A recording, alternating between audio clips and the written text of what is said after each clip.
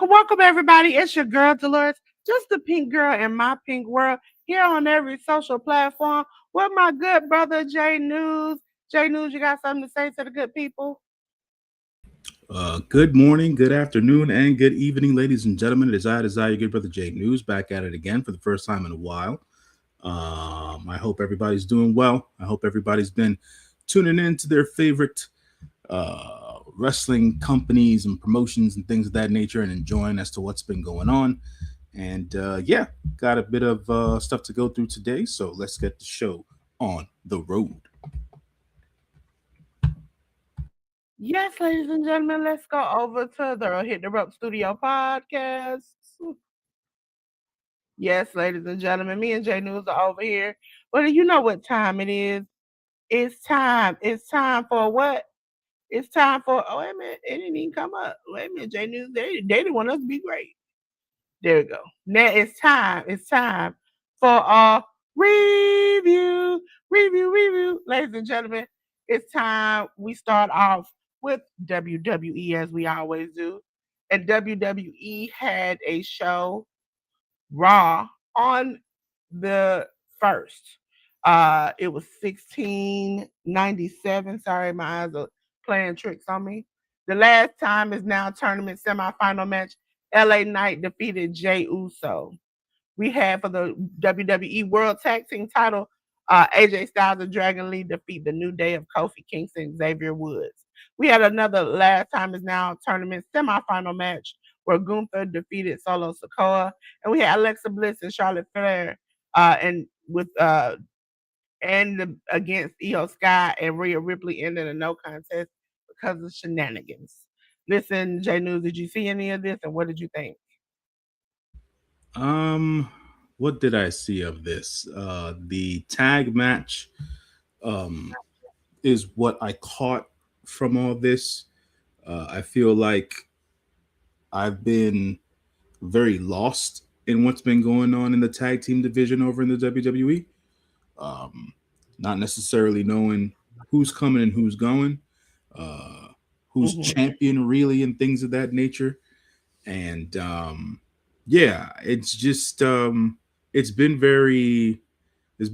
just been a lull for me when it comes to the WWE tag team division as a whole. The match itself, though, I think was exciting. I thought that they did a great job between the New Day, AJ Styles, and Dragon Lee. And that came together quite nicely match wise. Outside of that, I don't necessarily know as to where AJ Styles and Dragon Lee are going to go.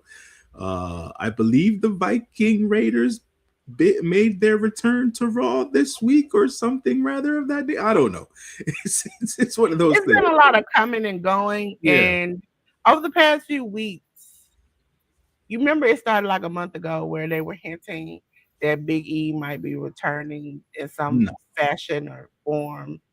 I found it ironic that this is the first time in a long time somebody hit the big ending on the pay-per-view last night. Oba hit the big ending on the pay-per-view, and I was like, wait a minute, that don't just come out of nowhere, especially for Oba to hit it. It's got to be something behind it. I'm not too sure where all that stands. Just based on what Big E had to say in his interview on Stephanie McMahon's podcast about a month ago. Yeah. He basically stated he's retired at this point. We don't necessarily health wise. He's like mentally and emotionally, it seems like he's doing great, which is fantastic. But from a physical standpoint, because the neck is such a tricky thing, I don't want to put the wrong expectations. He can always come back as a manager. Or you know what? I can respect your point of view on there, Dolores. What I'll say is that from watching him all those years, Big E without physicality is not Big E. Yeah. So it's that's why it's always tough for me or hard for me to watch him on those pre-show panels and stuff like that. Oh Like yeah, that does get a little irritating when yeah, you. because he's such an entertaining dude. Don't get me wrong, but it's like, man, Big E without the physicalities, like there's nothing like it. You know what I'm saying? So it's tough to watch, but at the same time, I'm glad he's still doing stuff within the company. I just don't want to give folks a false expectation and stuff. Yeah, like he's actually coming back. No, no, no. Yeah, I mean, like in some other capacity to go against the New Day. Uh, hey, Tiffany Broswell.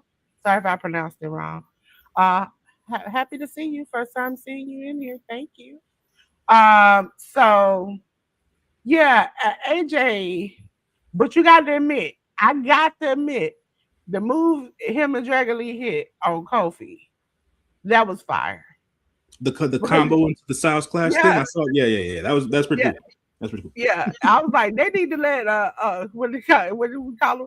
Uncle Allen get his stuff off more often because I know he has more than that in his roster he could do. And Yeah, then for the people online complaining, talking about, oh, well, he stole the move from the Young Bucks. Da, da, da, da. Come on now. Can we just, I mean, we do the same move 60 times and label them something else. Okay. It was just the fact that we saw this in WWE from somebody that they had been holding back from being able to do fun stuff like this, that we were having an enjoyable moment. And then here comes Bowie fans always want to compare things. It's like, so what I'm supposed to do? Take the super kick away because Shawn Michaels did it. Now the Young Bucks can't do it. It's the EVP trigger. Come on now. It's all the same moves. Got different names, different ways of doing it. It was just fun to see. yeah, So I did overall like this. But again, I must complain with WWE. Their build-ups to pay-per-views are trash. yeah. It's They are it's been trash. it's been a trying time with the build-ups towards the pay-per-views and stuff like that, and there just seems to be a general sentiment of letdown and disappointment with the PLEs and the special events and things of that nature. I think over the week as well, there was some news and rumblings, not necessarily anything confirmed, but like news and rumblings and speculation about ESPN not being happy with their deal with the WWE and They stuff like gave that. them a So, bad grade on one of the. I forgot which pay-per-view it was. They gave them a bad grade on it. yeah, But so when I mean leading up, for those who don't know, we did a pay-per-view for NXT last night. That's what I mean. I'm mad about that because NXT had me looking around like, what's going on? Who is what? What is when? What are we doing? Where are we going? And then had a great pay-per-view, yeah, which I wish they had. And I like this pay-per-view more than I love uh War Games. okay, that's okay, that's cool. What was the event called yesterday, Dolores? 'Cause I didn't watch Deadline. it. Deadline. Deadline. All right, Yeah, I but like this yeah, better than War Games, and you would think that the NXT wouldn't produce. Also, this we'll talk about it when we get there. This new character they got, Solomon Hill or something. oh, I don't know anything It's about like that. a fake Bray Wyatt mixed with some creepy stuff. Dude got his whole front tooth missing right here. He like hacking. And Jay News, I'm just gonna go ahead and say it. He had a story leading up to how he got into football and what made him a tough person. This He was went on NXT. It was on Deadline. This whole package was on Deadline. Oh He wow, okay. literally he literally said, one day I saw a squirrel and I was like, I need for it to be my pet. And so I chased it down and I grabbed it. He said, then a football coach was like, hey son. And he said, the squirrel bit me and ran away. He was like, the man was like, you so fast. You tough and you fast. You should play football. And he was like, all I was thinking about was I just lost my pet. And he said there missing, like it's like a not just one tooth, it's a gap missing from his mouth. And he got like this wet, stringy hair. He's sitting in front of the computer with like uploading like hacking backgrounds. And then all of a sudden at the end of the thing, the computer starts to talk to him. Like he looks in the camera and it's just like downloading and trying to tell him, you are good, you're fast, you're I'm like, yo, what are we doing? And so Uh, he's supposed to debut Tuesday. I want to see what this crazy man is gonna look like. that But that sounds it sounds that sounds like some mid crazy. '90s that sounds like some mid '90s Vince McMahon characterization stuff there. But Yes, to he cap kind of off look on like Raw, Chris Canyon. Yes. but to cap off on Raw, the John Cena Invitational Tournament thing has been super predictable. LA Knight won his match against Jey Uso. It seems like Jey Uso's having some sort of a yet again another identity crisis, another crash out type thing going on. I don't know where they're going with Jey Uso, to be quite honest. Gunther defeated Solo Sikoa. That was predictable as well. For one, I know I haven't been on in a while and stuff like that, so I just wanted to mention that I like the fact that Alexa Bliss and Charlotte Flair have stayed together. I think this is probably the most interesting that Charlotte has been in quite some time. And for all intents and purposes, she looks like she's having a lot of fun out there, which is what I really like to see, specifically from Charlotte and Alexa. Yeah, Io Sky and Rhea Ripley, they're both great as individual wrestlers, and them being together, I know it's a big thing for the WWE universe as a whole as well. So that their pairing has been great for TV and for fans. The no contest came like Dolores said, in due to shenanigans. What was it? Lash Legend and what's the girl's name? Um, Nia uh, Jax. Nia Jax. There you go. And Nia Jax, they came out and they blew up the entire match there as they continued their beef with those ladies, as well as the Kabuki Warriors were involved in that in those shenanigans as well. So all those, it seems like those four teams are surrounding each other in their own beefs, going after who's currently the Kabuki Warriors are currently the WWE Women's Tag Team Champions. So those four teams are floating around that particular division there. And I believe this was the week where Braun Breaker had his breakout promo, Dolores, if I'm not Yeah. mistaken, where he made a whole big shtick and he went after CM Punk, correct? Yeah, That was- he shot his shot. Now this is what when we get to Friday night, this is the opposite of what happened with Solo. Cause Solo was supposed to be his breakout promo was more like, man, really? Like it wasn't that great.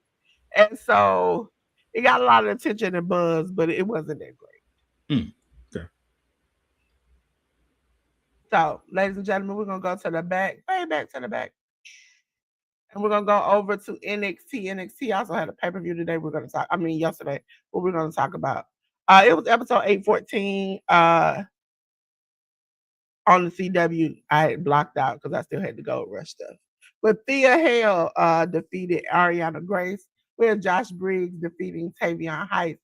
We had Kendall Gray, Lola Vice, and Sol Ruka defeating Fatal Influence of Fallon Henley, JC Jane, and Lonnie Reed. We had OTM, Bronco Nima, and Lucian Price defeat Chase U of Cal Dixon and Connors. We had Javon Evans, Joe Hendry, Leon Slater, and Miles Bourne defeat Dark Slate. We had Cutler James, Deion Lennox, Osiris Griffin, and Shaquan Sugars. Did you see this J News and what did you think about it? Um, so a couple of pieces here. First off, the last time I was on, I mentioned how I have been loving the fact that Thea Hale's back on TV. I'm going to continue to go down that road. I think Thea is a shot of adrenaline and energy onto NXT TV, and I feel like they should continue that. Even if it is with Joe Hendry, I have lost my vigor behind the Joe Hendry stuff at the end of the day. But they're going to keep it going for as long as they want to keep it going. Joe Hendry is now officially a part of the NXT WWE family. He's no longer with TNA, so there's that part of it. But I like that Thea Hale's back on Really, TV. like when they making a big, because they mentioned it in the pre-show of Deadline that he showed up on the main roster uh online. Did he? Yeah, that they talked about on Deadline. It was like, and Sam Roberts was like, oh, it was a big fuss that he showed up on the main roster's page online. And that was the first time I had, because I've been in and out. I was like, wait a minute, what? And y'all are mentioning it on NXT? Like, what does that mean? Yeah, I'm not too clear on that. I used to have a real affinity for Sam Roberts, and over the last couple of years, I use him to keep updated on what's going on in WWE stories because he has a very unique and compelling way of keeping people locked into the WWE stories. But the shilling nature of his programming is just a bit much for me. When I've always known him to be a general fan of professional wrestling, the WWE centered stuff. I get it; they cut the check, so it is what it is. But it just becomes to be a bit much at times. So I just wanted to say that it was interesting to see Ariana Grace back on the NXT TV. It had been a while since me personally, since I had seen her on NXT TV. She's paired with Channing Lorenzo, uh, who is her real life boyfriend, and things of that nature. Stax um, might have had some flashbacks after yesterday's return on Deadline, from what I saw.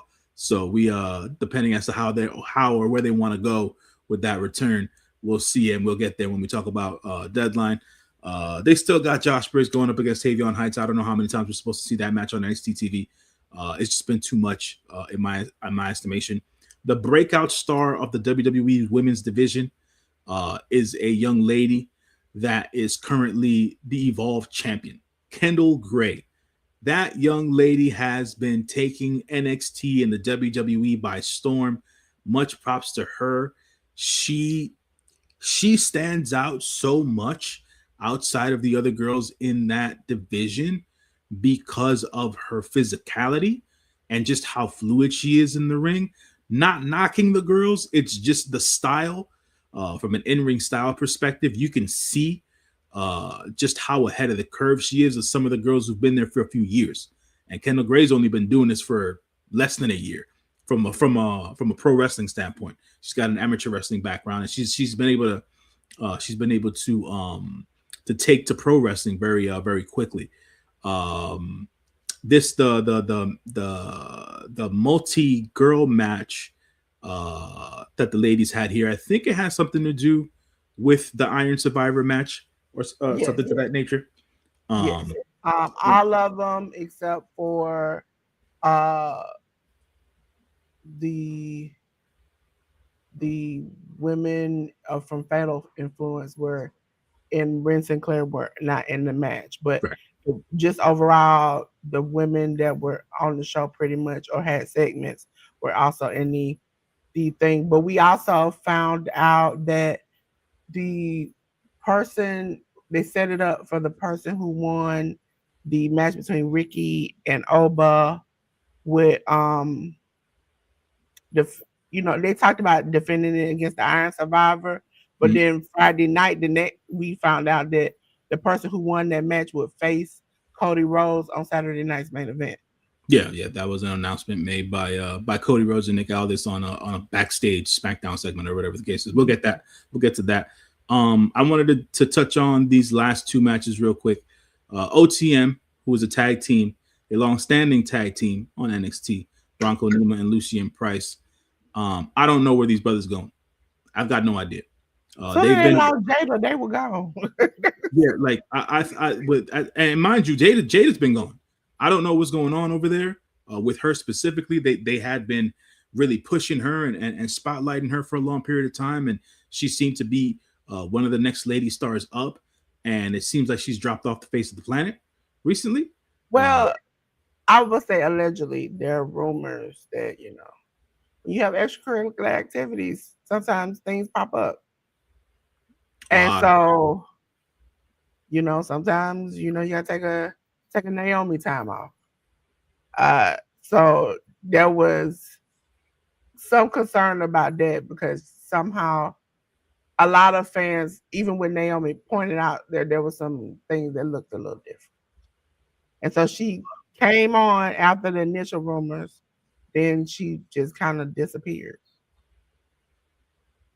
But yeah, I'm not clear on what's going on there, but hey, I just know that she hasn't been on TV. Then at the end of the day, I just wanted to say about OTM. I don't necessarily see the I They don't jobbers at this point.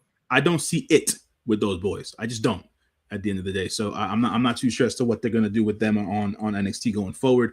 The Chase U guys, uh, they also look Dead like in the head. inherent talent type dudes too. So it's like you had two acts that are gonna basically be doing the same thing in their WWE career going up against one another for the sake of what I don't know. And then the same thing with the men's side here, the main event of the show that had to do uh, with what was going on with the Iron Survivor match as well. So there was that of it. And yeah, I think the one backstage segment that I could recall um, was the one between Soul and Zarya. They're finally getting to the crux of the story between those two. So we'll see how that goes about. It seems like their relationship is deteriorating and breaking down. Oh There yeah, they might had a thing before the match on when we talk yeah about deadline, there which might is have there weird. might have been some fire physically during that women's match there because it seemed like Zarya took out Kendall Gray, I believe, uh, Yeah. at towards the end But of the match. but what you so Ruka was standing in front of Kendall, Right. so it looked like she was aiming at Soul And so when she Ruka, took yeah. out Kendall. So they're definitely trying to intimate or imply as to what's going on between They Soul took Ruka. it back, and we'll talk about it. They took it back, and I'm like, for what reason? Also, just a heads up, I would like to say with the pay per view, Booker T deserved to get out for what he said about Miles Bourne. He What might be deaf, happened but now? he sure can see. And I was like, Oh, listen, you didn't have to say that, sir. You didn't have to see that. I was sitting there looking like, and I literally said on the live, like, I know he just didn't say that, but he did. He did. You know, okay. Booker does too much, and that was a moment he did way too much. Ladies and gentlemen, we're gonna go. Oh, also, let me come back real quick. Shout out to my cousin Roderick who went over there on Facebook and gave us a like. Thank you. I appreciate you. Support your cousin. That's great. Ladies and gentlemen, we're gonna go way back to the way back. We're gonna go on to Friday Night SmackDown. Friday Night SmackDown was on the 6th, not the 6th. It was the 5th. I don't know. I don't know why I said the 6th, 5th, and we had uh, wrong people. I don't know why I had that down. Let me see. Let me go back and give you the right people because I don't know why we tried to double it up today. And I just had saw them. Just had saw them because I watched it yesterday before we went online. Let me go. It was 1372. Let me go make sure because I like to make sure you all keep up with the know. Okay, on the 5th. We had, let me go back to the other screen. Okay. We had for the WWE United States title match, Ilya Dragunov defeating Carmelo Hayes. We had Alexa Bliss defeating Kyrie Sane. We had a non-title match where Jade Cargill defeated Abel Fire. And for the last time is now final match, Gunther defeated LA Knight. Yeah. J News, do you got anything to say about this? Hey, Tori's brain, how you doing? I appreciate you. Hey Tori, how you been, brother? Just off of SmackDown. What was on SmackDown that I saw? We talked about it earlier, Dolores, or we I know touched you on it. watched the Ilya Dragunov match. I didn't watch SmackDown, the show within Oh, itself. I watched some of the highlights and stuff like that. I didn't get around to watching the Ilya match against Carmelo. I wish I did. I'm Yeah. sure those two young men have been putting on great matches since their days on NXT. So I'm sure they put on a banger of a match on SmackDown. Um, so I'll go back and watch it when I have time. Like I said, we touched on it before. The Cody segment backstage, we had a segment where Nick Aldis was in his office, basically talking to Ricky Starks and Obafemi. They were wondering as to why they were in Nick Aldis's office. Nick Aldis was there to make an announcement to the two of them, but not directly from him. It would be from the WWE champion, Cody Rhodes. Cody Rhodes came in and basically told Obafemi, whoever wins their match at Deadline would face Cody Rhodes at Saturday night's main event. Going forward, we'll talk about as to what happened or the result that happened at Deadline. But for folks who don't know, Ricky Saints is a very close friend of Cody Rhodes. So online speculation started to bubble, and then the writing was on the wall the entire time when Obafemi came back to NXT. And we'll get there when we talk about Deadline specifically. Saturday night's main event, John Cena's last show, is to put the rocket pack on all the younger and newer talents that will be taking the WWE into the future. And John Cena has a specific vision for what that's going to be with certain talents. And we'll see that come to fruition on Saturday night's main event. But that happened backstage. Also, Cody was involved in another backstage altercation where he basically tried to snatch Drew McIntyre bald in a car. So that went down there as well. As for the matches, Gunther beat LA Knight, so Gunther's going to be the one to win. He wins the John Cena Invitational Tournament. He's going to face John Cena at Saturday night's main event. And the other matches didn't necessarily stand out to me from anything else that I saw highlight wise. But what about you, Dolores? What did you see?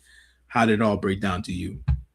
For me, it was, again, I figured Gunther was gonna win. That was just a no brainer in it all. But I didn't. Jade has been doing better in the ring than I expect. I mean, I still want her to pick up a little bit more, but I think she's still doing. From my understanding, she's still doing some training with Cody and CM Punk and them, and she's gradually getting better at the things she's doing, but she should be by now at a little step further than what she is.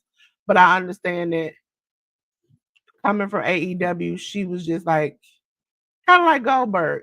I just do these few little things and that's it. That's all I got to do. Tap dance to this and that's it. But she's learning she's gonna have to sell more, get out more moves, do more exciting things than just the same old, same old. Because if you're a WWE fan, once you've seen it once, twice, three times, you're like, okay, can you do something else? That's the best example to put it is that Jay News hates Sean Skywalker. Okay, and we have a different opinion because he cannot stand that man doing that little tightrope every single match. Whereas I can laugh at it and think it's funny because I'm like, oh, here we go. He about to do it again. Jay News, it eats his soul alive when this man jumps up on the tightrope to walk across there. Okay.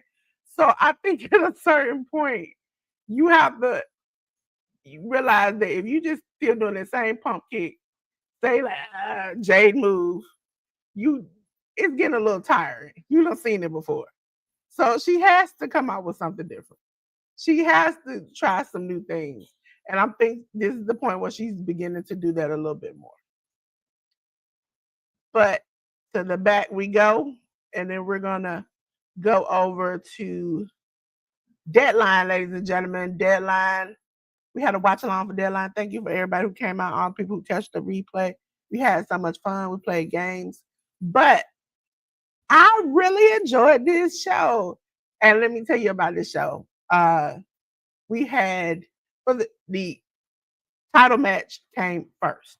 So we had for the WWE NXT title match, Obafemi defeating Ricky Saints.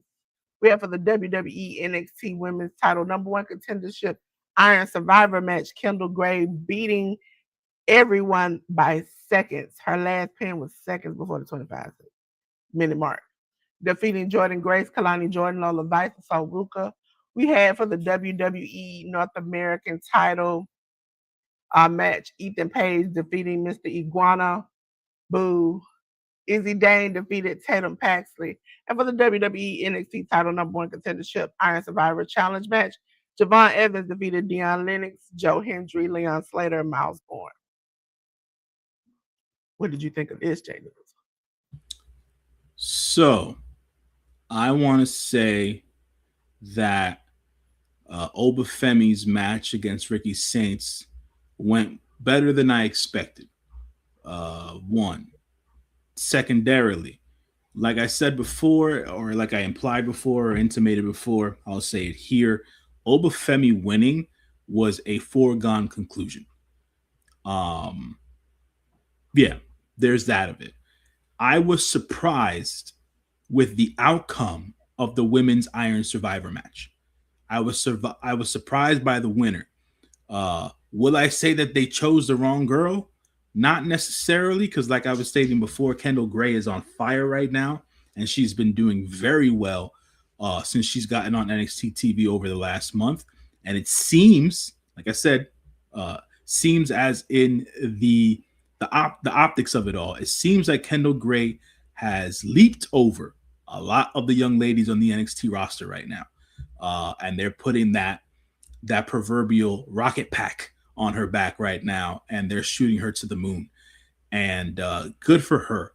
She's a very young girl. She is steady on the mic. She's not great as of yet, but she can hold her own. But she's fantastic in the ring. So we got to give her credit where credit is due. I will say a couple of things about the other ladies involved in this match. I don't know if you're at where I'm at specifically, Dolores. I don't know what Jordan Grace's place on the WWE roster is right now. I just don't. Okay, so that goes into after the match. Mm-hmm. She tweeted out some things about. Essentially, it came out like I'm a loser. I can't get it done, kind of thing. Mm-hmm. Where she doesn't really know her place in the NXT.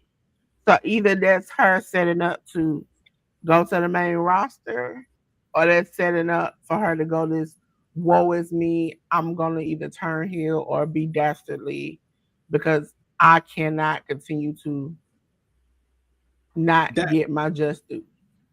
can I just say that seems to be the WWE solution to everything that they find to be an issue or a problem or something that they can't crack when it comes to their on screen personalities. They feel like if the person isn't working out as a babyface, let's just turn them heel and see if it works. A lot of the time nowadays, that doesn't even work. And for all intents and purposes, the main reason as to why I feel like Jordan Grace's run on NXT has been subpar isn't because she's a babyface. It's because they haven't been booking her right at the end of the day. And that's my biggest problem with how Jordan Grace has been booked and placed and profiled on WWE/NXT TV. She came in with a lot of hype, well deserved hype, because Jordan Grace is fantastic. She should have been on the main roster. She shouldn't be out here on NXT TV putting over these younger girls. Jordan Grace has been doing this for a while already, and I feel like they've misplayed this tremendously with Jordan Grace in the WWE. That's just my personal viewpoint and stands on that. Kalani Jordan, she's a nice girl. I just can't get behind what's going on with her. I'm not feeling it. Is really what it is. It's not her booking, because obviously she was booked to be TNA Knockouts champion. They've been putting her and they've been spotlighting her and things of that nature. She's solid in the ring, but for whatever reason, I just haven't been able to get behind her. Lola Vice is Lola Vice at this point. They know what they have in Lola Vice. I don't necessarily know what other buttons they need to push with Lola Vice at this point. They're just waiting for God knows what with Lola Vice. The Nobody's timing, going up to the main roster with her man. That's what you yeah, gonna do. the timing of it all, when it comes to certain acts with the WWE, is a, it there lacks a lot to be desired when it comes to them pulling the trigger on a lot of acts, and I just wanted to put that there. Finally, Sol Ruka. Sol Ruka was my favorite going into this match. I thought Sol was going to win this match, because of where Sol has been on the card, how she's been booked, how she's been profiled. Um, but I'm assuming, my assumption is, based on storytelling elements and beats, that Soul's going to go into her feud with Zarya one-on-one without a championship being involved there, which is fine. They need to blow that off. They hung on to that particular storyline long enough. Now they need to blow it off. That's fine. And I just wanted to state that I thought Soul was the favorite going into this match, but it was a pleasant surprise to see Kendall Gray win the match. Not interested in anything Ethan Page has going on in NXT. I'm just not. I'm over Ethan Page. I don't. It's neither here nor there at the end of the day with Ethan Page. And Mr. Iguana is still Mr. Iguana. Has been for years. Now, Entertaining as hell. And to put him in this particular, I understand what the spotlight was supposed to be for him. I'm not too sure as to if it did anything for him necessarily. Specifically because it had to do with Ethan Page. That's just my personal take of it. The Izzy Dame match versus Tatum Paxley, I felt like there should have been more to it. Something in the match felt short for me. And Izzy's still just not a believable heel from promos cut, the way she wrestles in the ring, she's just not believable yet. There's I still a lot think of work to do with it's a with it. woman thing because as a woman, as an objective wrestler, I could say I could not believe her. But as a Yeah. woman, we've met that type of woman before. That's nice, nasty. That's her character. Is nice, nasty. Like, Mm, oh, I want to help you. I want to be your friend. All the time she's stabbing you in the back and she don't like you. And yeah, then but even her out there begging for help, like, I'm sorry, I'm so sorry. We should be friends. We should be friends. It was, I'm really don't like you, and I'm just pretending so I can get my little move in when I can. It's always, you can always tell she was not her friend.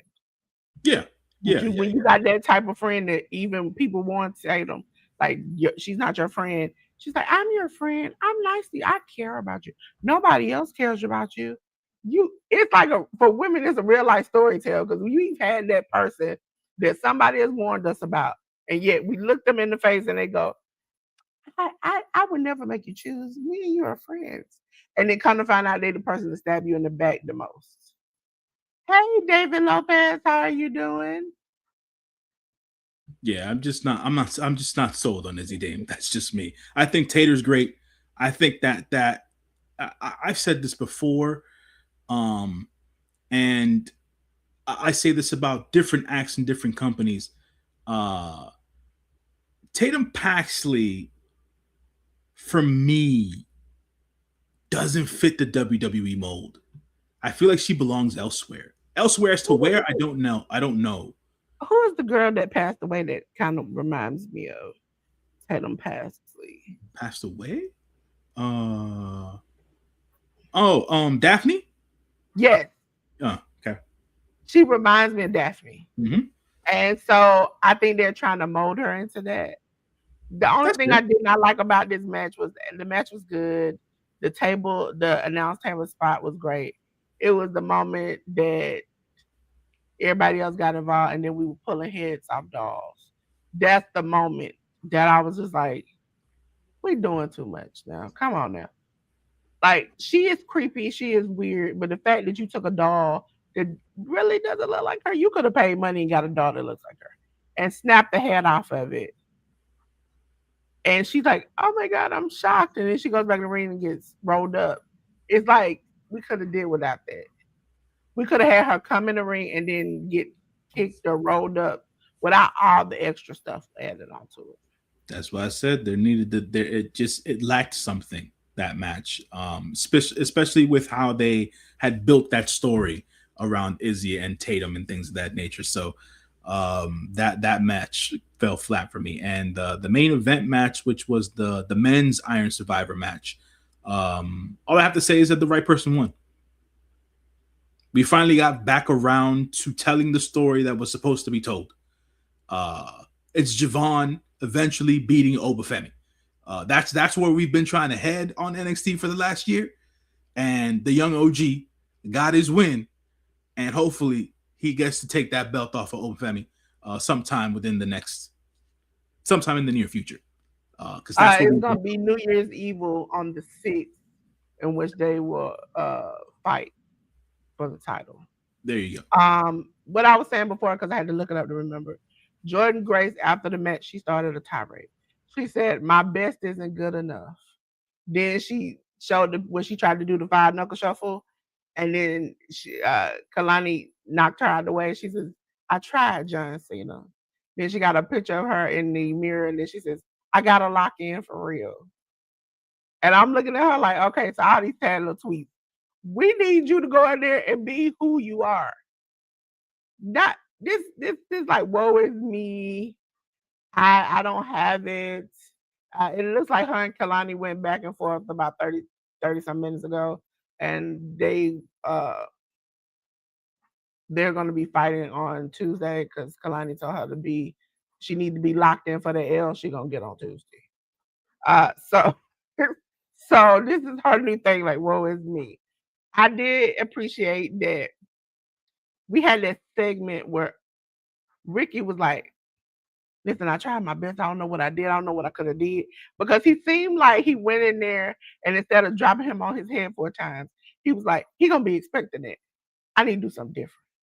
So he tried something different. It did not work for him. So then he talked to the young OG. And he's like, I don't know. I don't know. I don't know what to do." And then Javon's like, "I'm gonna go out there and win it." And he's like, "Okay, do that." Because essentially, Javon was like, "I'm gonna give you your shot again if I win. So I got to go out there and beat Obafemi. I really got to go out there and do it." And when he won, it was like, okay, this is full circle. But the full circle moment is, OG, are you gonna win at New Year's Evil, or is Ricky gonna screw you at New Year's Evil? We'll see. Because not everybody is everybody's friend backstage. And Yeah, Ricky was hurt and sad, and you up there talking about, "Man, I got a chance. I'm gonna do this. I'm gonna do this for the both of us." And he's like, "The both of us. I'm trying to win this back, okay? Not us. This ain't a us thing. It's a you trying to win. I'm trying to win too." yeah. So We'll, I really appreciate it. I also appreciate that the Ethan Page Mr. Iguana thing comes from Lola and Iguana teaming to go against Chelsea and Ethan in AAA.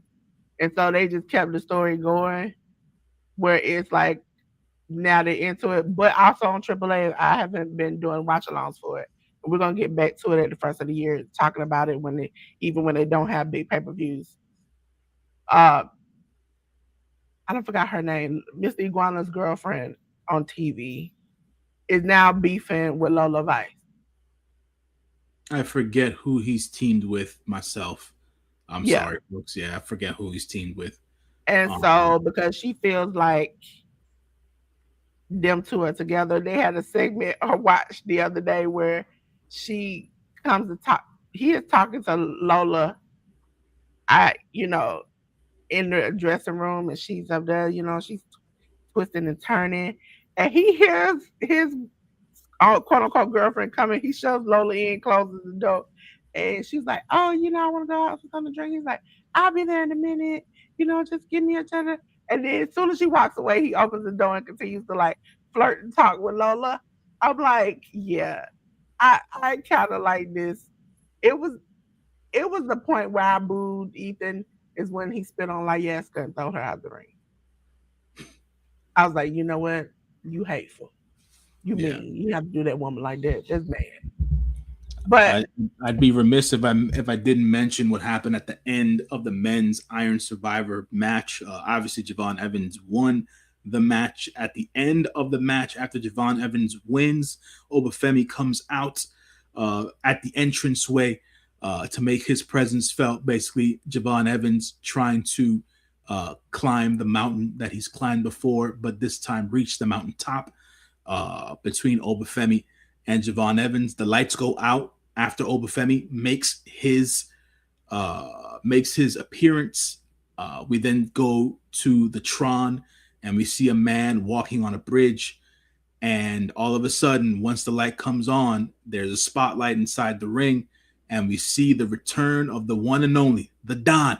Tony D makes his return to NXT.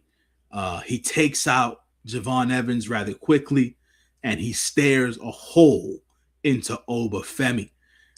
So it seems like Tony D is back to get his revenge on Obafemi for taking him out all those months ago. And he's not going to let anybody get in his way. So we might not see the young OG get his win over Obafemi anytime soon. But Tony D has got to close this chapter with Obafemi. And Javon Evans right now, he's just in the way. So it was cool to see Tony D back in the ring. Somebody online was like, why would he choke slam Javon if he going after Oba? And my thing was, I'm in there staring the hole down to my enemy, and you walk up and like, let's shake hands. You gonna get slapped too.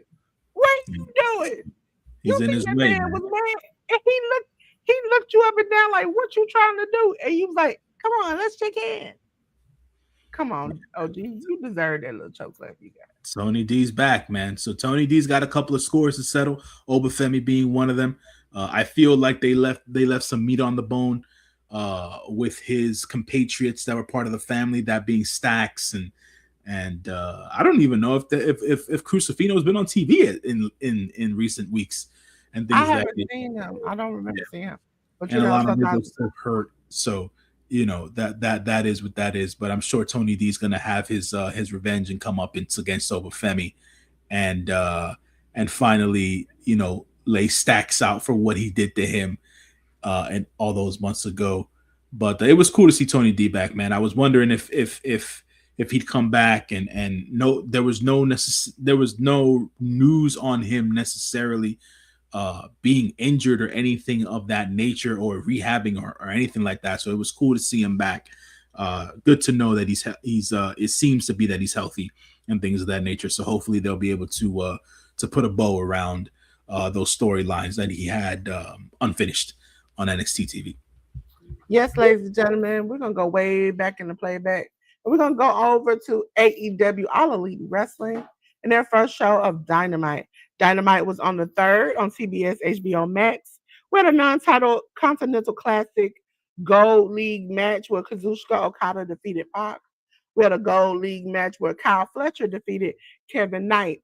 For the AEW Women's World Title Tag Team Title Tournament semifinal hardcore holiday match. Death match, sorry. Listen, Tony, stop with these long titles. Just give me something short. Timeless Love Bomb of Mina Shirakawa and Tony Storm defeated the Mega Problems of Marina Shafir and Megan Bain. We had the Ops of Hook and Katsuri Shibata defeat the Dark Order of Alex Reynolds and Evil Uno and John Silver. Excuse me. Continental Classic Blue League match with Claudio Castagnoli defeating John Moxley. Jay News, did you see any of this? And what did you see? What did you like about it exactly? The C2 this year, yet again, is cooking in my estimation. I think this is the best thing that AEW always do.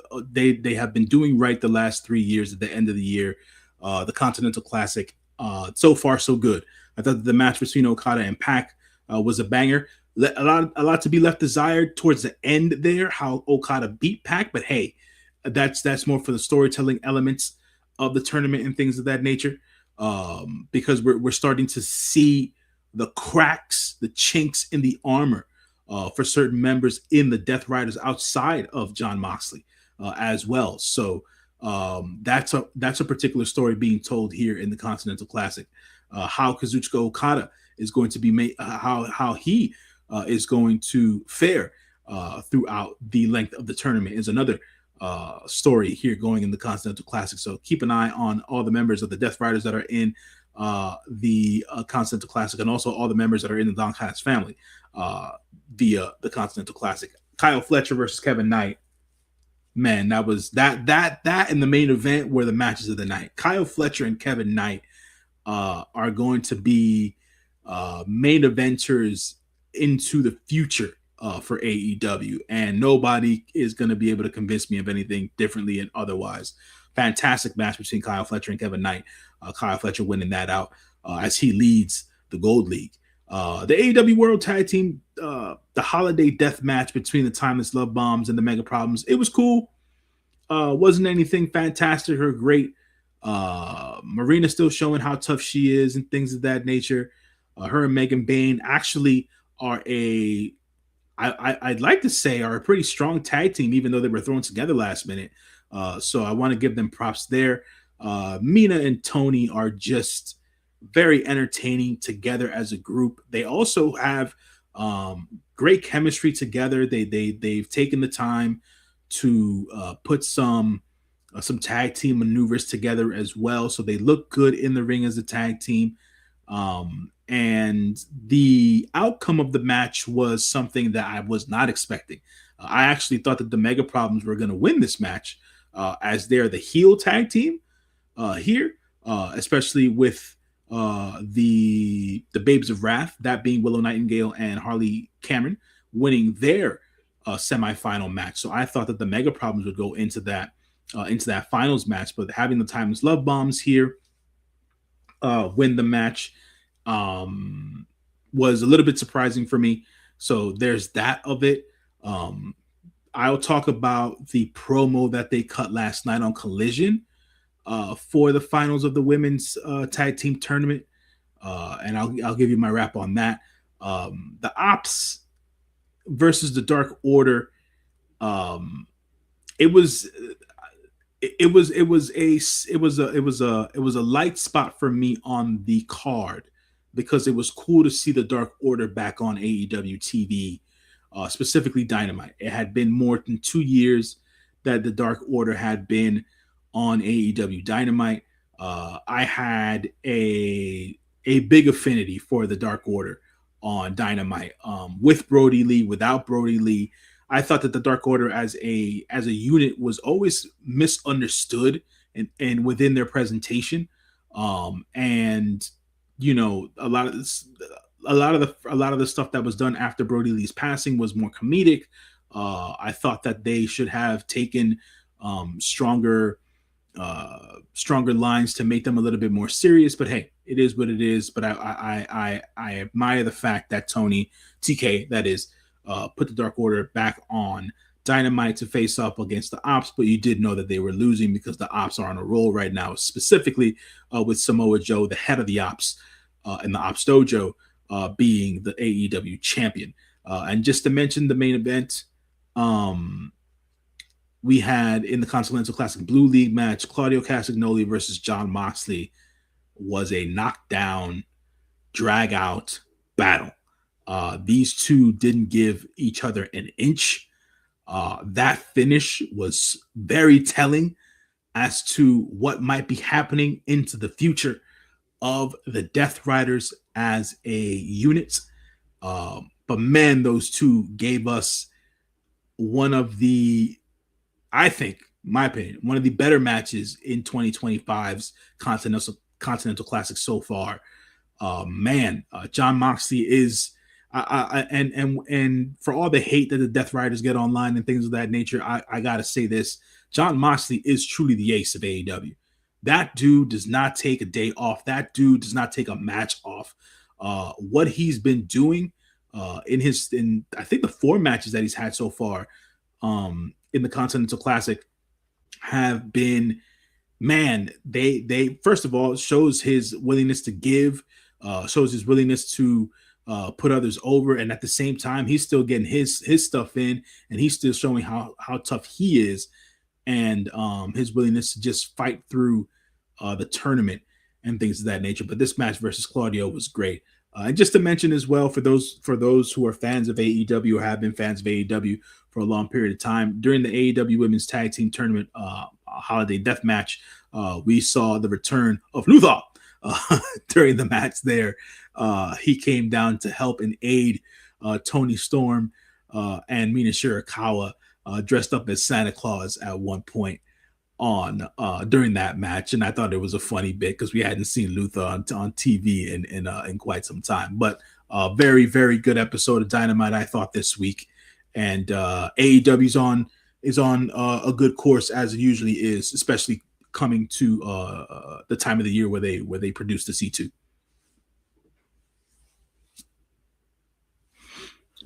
Yes, ladies and gentlemen, we're gonna go. Well, Jane is gonna go to the back with me, and we're gonna go over to the next thing, and that's Ring of Honor ROH. They also had a pay per view last week. No, Friday. Yep. Hmm? This is Commander. We had ROH for 144 on the 4th on ROHWrestling.com or the app. We had Commander defeating the Beast Mortos by DQ. We had the premier athletes, Ari Daivari and Denali and Tony Nese defeating Mariano and Philly Collins along with Zoe Lynn. Listen, they need to start with all these fancy names. Hakeem defeated Rosario Grillo. We had Dalton Castle and Outrunners defeating Ashton Adonis, Jake Omen, and Josh Crane. We had the Death Riders of Daniel Garcia and Willa Yuta defeated Damian Real and Damson Real. We had Damian, listen, tongue tied today. We had ROH Women's Pure Title Tournament semifinal match where Deanna Purrazzo defeated Queen Amanana by forfeit. Oops, sorry. Just go on over there, sis. Just go on over there. We had a non-title match where Mercedes Moné defeated Lovely Miss Larka. And we had for the ROH Women's Pure Title Tournament semifinal match, Billy Starks defeated Yuka Sakazaki. Jay News, did you see any of this, or what do you think? Minor points. Always a good time to see Commander on TV. Commander was part of the ROH Final Battle main event.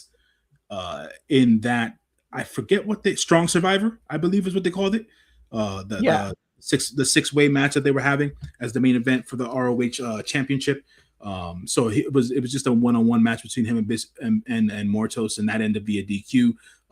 Members of LFI, if I'm not mistaken, and Hechicero came out to help in this instance. Hechicero being a member of the DCF, so I'm not too sure if LFI and DCF are in cahoots. So we'll see as to what happens in further episodes of ROH. Like I said previously, the last time I was on the show, I think ROH has been getting stronger, especially with the storytelling elements and with their presentation on TV. And the matches have been produced in a more tight fashion. The matches have been more efficient. I feel like they still have a lot of work to do with the premier athletes. Story Denali, Arya Daivari, and Tony Nese have been around for a long period of time, so I'm sure they're taking lead and heed as to training Story Denali and things of that nature. So there's still work to do there on that. Great to see Sidney Akeem back on ROH TV. Rosario Grillo seems to be the mainstay enhancement talent on ROH right now, so he's the one taking all the pins. Dalton Castle and the Outrunners, another mainstay team and or faction, if you want to call them, on ROH TV. They got another win on ROH TV here. The Death Riders of Wheeler Yuta and Daniel Garcia, they've been teaming a lot, or offshoots, right? It's either Danny and Wheeler or Wheeler and Marina who have been on ROH TV as of late. So we saw that also on ROH TV as well. We have seen Jon Moxley on commentary lately. When it comes to Death Rider matches and other matches as well, it seems like Jon Moxley's been doing some scouting as of late on ROH TV. Death Rider's getting their win there. Deanna Purrazzo, fortunately, went on to the finals at the ROH Pure Title the women's Pure Title match. Queen Aminata has yet to be cleared for in-ring competition by AEW Medical, so she had to forfeit her match. Mercedes had an enhancement match on ROH TV before her title match her title rematch against Red Velvet on at Final Battle, and then Billy Starks beat Yuka Sakazaki in order to get her bid into the finals of the Pure tournament. So that was the breakdown of all the story beats and booking for Honor Club stuff this week. All righty, ladies and gentlemen, we got two slides for the next show, which was ROH Final Battle. We're going to start out with the first slide. We had 0 Hour. We had a tag team match with the Outrunners defeated the Premier Athletes. We had Leela Gray defeating Zeta Steel. We had Ace Austin defeat Lee Johnson, and for the Death Riders, Daniel Garcia and Willie Uter defeated the Grizzly Young Veterans of James Drake and Zach Gibson. We had the ROH Final Battle 2025, which was on again ROH.com or the app. ROH Women's Pure Title match, final match. Deanna Perrazzo defeated Billy Starks. We had a non-title 30-minute Iron Man match where Lee Moriarty defeated Nigel McGuinness 5-4. So as you see, this is how it went.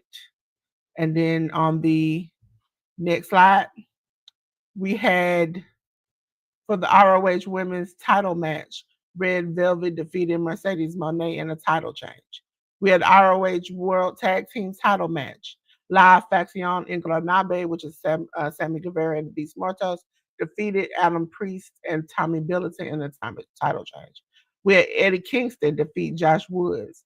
For the ROH six-man tag team title match, Shane Taylor Productions, Charlie Bravo, Shane Taylor, and Sean Dean uh, defeated Skyflight, which is Darius and Dante Martin, along with Scorpio Sky. We have AEW National Title match. Ricochet defeated Dalton Castle. For the ROH World Title Survival of the Fittest six-way elimination match, Bandito. I'm thinking about Brodito, the tag team, not Bandito. Bandito defeated Blake Christian, Hechicero, Commander, and Sammy Guevara and the Beast Mortos. We have ROH Women's World Title match. Athena defeated Persephone. J News, did you see any of this, and what did you think? Yeah, just to touch on the overall sense of the show, folks, it seems like the pay-per-view went well. It was very well received by current ROH fans and things of that nature. Just from everything that I saw, I thought that the show went well. Not that it was the greatest show of all time and things of that nature, but for the pay-per-views that ROH continues to put on and continue to put together, I feel like this was another strong show for the ROH side of the roster. To go through the matches real quick, the things that stood out to me the most, Layla Gray had a match against Zeta Steel. There was an earlier episode of ROH TV this week that went on for free on YouTube. For those of us who watch wrestling highlights and clips on YouTube, there was an ROH episode on YouTube this week as well, outside of the episode that was on ROH.com and Honor Club. Layla Gray had a match there against Trish Dora of STP. And I feel like they've been spotlighting Layla Gray a lot, at least in those two matches. Not a lot. Let me rephrase. They've been spotlighting Layla Gray this week, specifically in these two matches. I think that her match against Trish Dora was very strong, and it put Layla Gray and Trish Dora in a very good light going forward in the ROH Women's division. So that was a good win for her earlier in the week. And then this match here against Zeta Steel, not to say that it was bad, but some of the timing was a bit off. And I don't want to blame the girls at all for that. They are relatively new to each other. This was Zeta Steel's first in-ring appearance for ROH. She seems to be somebody that Tony Khan, as the owner of AEW/ROH, is interested in. He said so as much during his pre-Final Battle media call and the Final Battle media scrum as well. So it seems that we'll be seeing more of Zeta Steel on ROH TV. But it was a match that lasted about 9 minutes and 45 seconds between Layla Gray and Zeta Steel. Zeta Steel got some good stuff in after she got her footing in there with Layla Gray. Layla Gray looked okay in this match, but I feel like she looked better in her match against Trisha Dora earlier in the week. Ace Austin versus Lee Johnson was a banger. The Death Riders versus the Grizzled Young Veterans. Yo, I'm gonna scream for GYV until my voice gets hoarse. GYV should not be on ROH. They should be on AEW TV, both on Dynamite and Collision. They're one of the better tag teams in all of professional wrestling. For them to be on ROH to me is a freaking crime. But I understand why the boys are there. I understand that it has a lot more to do with their schedule and how they work around their schedule for training up and coming wrestlers and and other things that they're doing business wise and all that stuff. But I would love to see more of GYV on AEW TV because they're a tremendous tag team and I feel like they should be more involved. But it was a tremendous match between them and the Death Riders. So the women's pure title match went the way that I thought that it was going to go. I thought Deonna Purrazzo and Billy Starks had a real good match there, but Deonna Purrazzo obviously had to win here. She is the better, more established name at this point in time, even though Billy Starks is a young star in the making. The Lee Moriarty versus Nigel McGuinness match, honestly, going into the match, I didn't think much of it. I thought it was just another one of those matches that was supposed to profile Nigel and his ability to still go at a certain level. But this match between him and Lee Moriarty really did a lot more for me in the sense of Nigel still has a lot left in the tank. And their ability to tell the story that they told in this match with a sudden death round included was something to be admired about this match. This 30-minute Iron Man match with their pure rules involved and Nigel McGuinness coming down with his original version of the ROH Pure Rules Championship, and obviously Lee Moriarty being the current Pure Rules champion in ROH and things of that nature. And after Lee Moriarty ended up beating Nigel McGuinness after the sudden death round, Nigel McGuinness awarding or gifting the original ROH Pure Championship to Lee Moriarty, basically letting the kid know, hey man, you got this from here. But tremendous match, tremendous storytelling between all the pinfalls and submissions within this 30-minute Iron Man match. Great to see Nigel McGuinness in this light here at Final Battle. Red Velvet versus Mercedes Moné. To me, if we're going to pick a match of the night, the ladies killed it on this card. So I just want to say that Red Velvet and Mercedes Moné put on a banger of a match. If anybody wants to go back and see this, the rematch is much better than the match that they had when Mercedes originally won the belt on, I believe it was Dynamite or Collision. I forget which one. But Red Velvet definitely showed out, man. She's out here stirring the pot. The kitchen is open again, folks. And Mercedes' downfall is beginning to unravel, which is going to be interesting to see for the rest of the year going into 2026 on AEW TV. Didn't really have an interest in the ROH tag team title match. I knew that La Facción was going to win. Unfortunately, Rush has a knee injury. He had to have knee surgery. So that's the reason as to why Sammy Guevara and Beast Mortos are now the tag team champions. So for folks wondering as to what happened to Rush is injured. He's now recovering from knee surgery. I would say it was a decent showing for Adam Priest and Tommy Billington. Hopefully there's more for them to do and more to come for Adam Priest and Tommy Billington. Eddie Kingston and Josh Woods was a bit much more sloppier than what I thought it was going to be.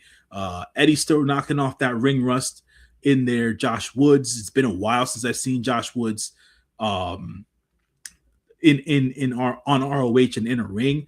You saw the flashes of what Josh Woods was back in 2017. He was that top prospect on ROH and things of that nature. We saw some good things here and there with Eddie Kingston, but I thought that the match was a bit more sloppy than what I wanted it to do. But Eddie Kingston was bound to win because Eddie Kingston is going on to Winter is Coming this week as he faces off against Samoa Joe for the AEW Championship. So obviously, Eddie's got to go in there with some momentum. The 6-man tag team title match was another banger. STP going in there with the boys from Skyflight. Man, pairing Christopher Daniels and Scorpio Sky with Darius and Dante Martin has been a good thing for the boys. um, the Martin brothers, should I say. And Shane Taylor Promotion still continues to be the top team, the top faction in ROH TV. Ricochet and Dalton Castle had a very entertaining match, to say the least. Ricochet retains his national championship there, and Bandito had another knockout match here for this survival of the fittest six-way elimination match. What Bandito was able to do in this match with Commander, with Hechicero, Blake Christian stood out like I knew he would.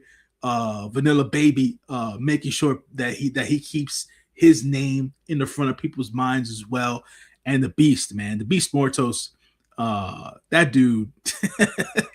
Props to that dude, man. Props to everybody in this match. One hell of a match for the ROH World Title as Bandito retained. And then the ladies, man, they killed it, man. I've been watching Persephone for the last 2 years on CMLL. I've liked every one of her showings that she's had on AEW/ROH TV, and this was another banger between her and Athena. And Athena can do no wrong, man. She's been the forever ROH Women's Champion for a reason, and what she's been able to do with female talent that is just coming into ROH for a spell, and for the talent that's just that's there for the long haul. I think Athena's really done a hell of a job, not only just elevating the ROH Women's World Title, but also helping to elevate the ROH Women's division. So great match between Athena and Persephone. Hopefully we see more Persephone on ROH/AEW TV going forward. But one hell of a match between Athena and Persephone, man. They killed it. So I think it was a really, really good show in all, or overall, should I say, for Final Battle. And that's my take on it. Yes, ladies and gentlemen, Jay News is going to go to back with me, and we're going to go over to Collision. Collision was on another number describer. On the 6th, which was yesterday, we had the Continental Classic Blue League match. Orange Cassidy defeated Roderick Strong. We had the Blue League match, Mascara Dorada defeating Claudio Castagnoli. We had the AEW TBS title match where Mercedes Moné defeated Leela Gray. We had the AEW national title match where Ricochet defeated Ace Austin. And we had for the Blast Blue League match, Kenosuke Takeshita defeating John Moxley.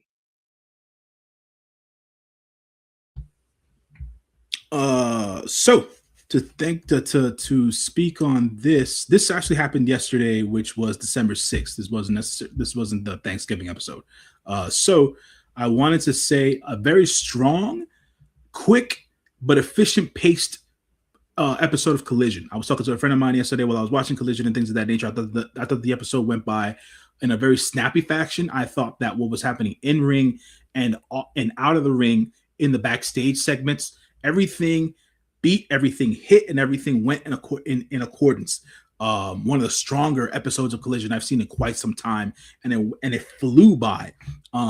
Just to say about the matches, Orange Cassidy versus Roderick Strong was a ultra physical match between the two of these guys, and I wouldn't have expected anything less out of these two, especially with how coming out of Roderick Strong's last promo from his first match in the Continental Classic. Even though Roddy didn't pick up the win here, Roddy's looked very, very strong in the Continental Classic. Hopefully he picks up a couple of wins so he doesn't end up with 0 points in this tournament, and Orange Cassidy picking up the win here after a very hard-fought battle. Mascara Dorada versus Claudio Castagnoli was one hell of a battle. Lucha Styles versus the finesse and high-impact style of Claudio Castagnoli. They played off each other perfectly. I thought it was a tremendous match versus Mascara Dorada, and I was also surprised that Mascara Dorada won this match against Claudio Castagnoli. Great showing for both men. But even better for Mascara Dorada here in the win. Mercedes Moné here getting the win over Leila Gray. Leila Gray actually challenged Mercedes Moné to a match for the TBS Championship. After ROH's final battle, there was a post-match backstage segment where Leila Gray went over to try and console Mercedes Moné after her loss to Red Velvet, but Mercedes Moné was having none of it. And Leila Gray said, "Hey, what you doing tomorrow? Seems like we could have this match for the TBS Championship. That's how the title match was formed for Collision. Mercedes Moné went into her bag of heel tactics as she did some very underhanded things to get the win over Layla Gray. She even hit a low blow on Christopher Daniels post match, as well as we continue to see the spiral of disillusion continue with Mercedes Moné after losing two championships within the last 2 weeks. So we'll continue to see as to how that storyline continues. Ricochet versus Ace Austin was a terrific match between two guys who are very similar in style in the ring, but it worked very specifically because of Ricochet's heel antics and the character that he likes to play up and whatnot. But he did need some help from his boys from the Demand in order to defeat Ace Austin. They tried to put the beat down on Ace Austin, but Ace Austin's homies from the Gun Club, or the Gun Club, the Bang Bang Gang, came out for the save. Before or earlier on in the show, should I say, I think it was after the Orange Cassidy and Roger Strong match, the Bang Bang Gang had a promo confrontation against FTR.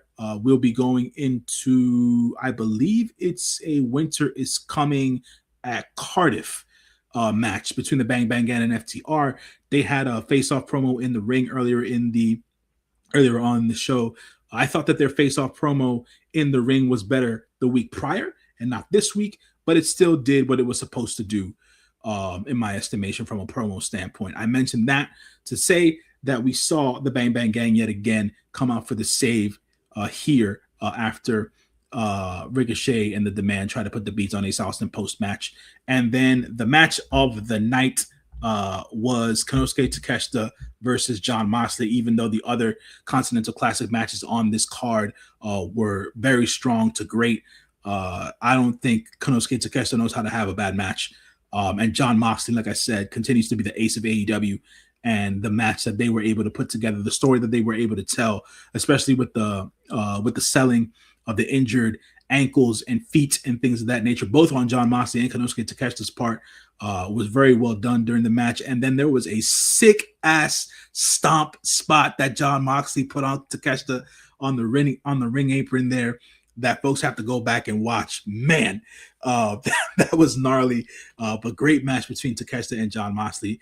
The Alpha continues to have the upper hand in his block in the Continental Classic, and Jon Moxley continues to, like I said, continues to prove that he's the ace, even though he's now gotten 2 losses in the Continental Classic, and he's not looking very good. So we'll continue to see as to how that devolves for Jon Moxley and the Death Riders.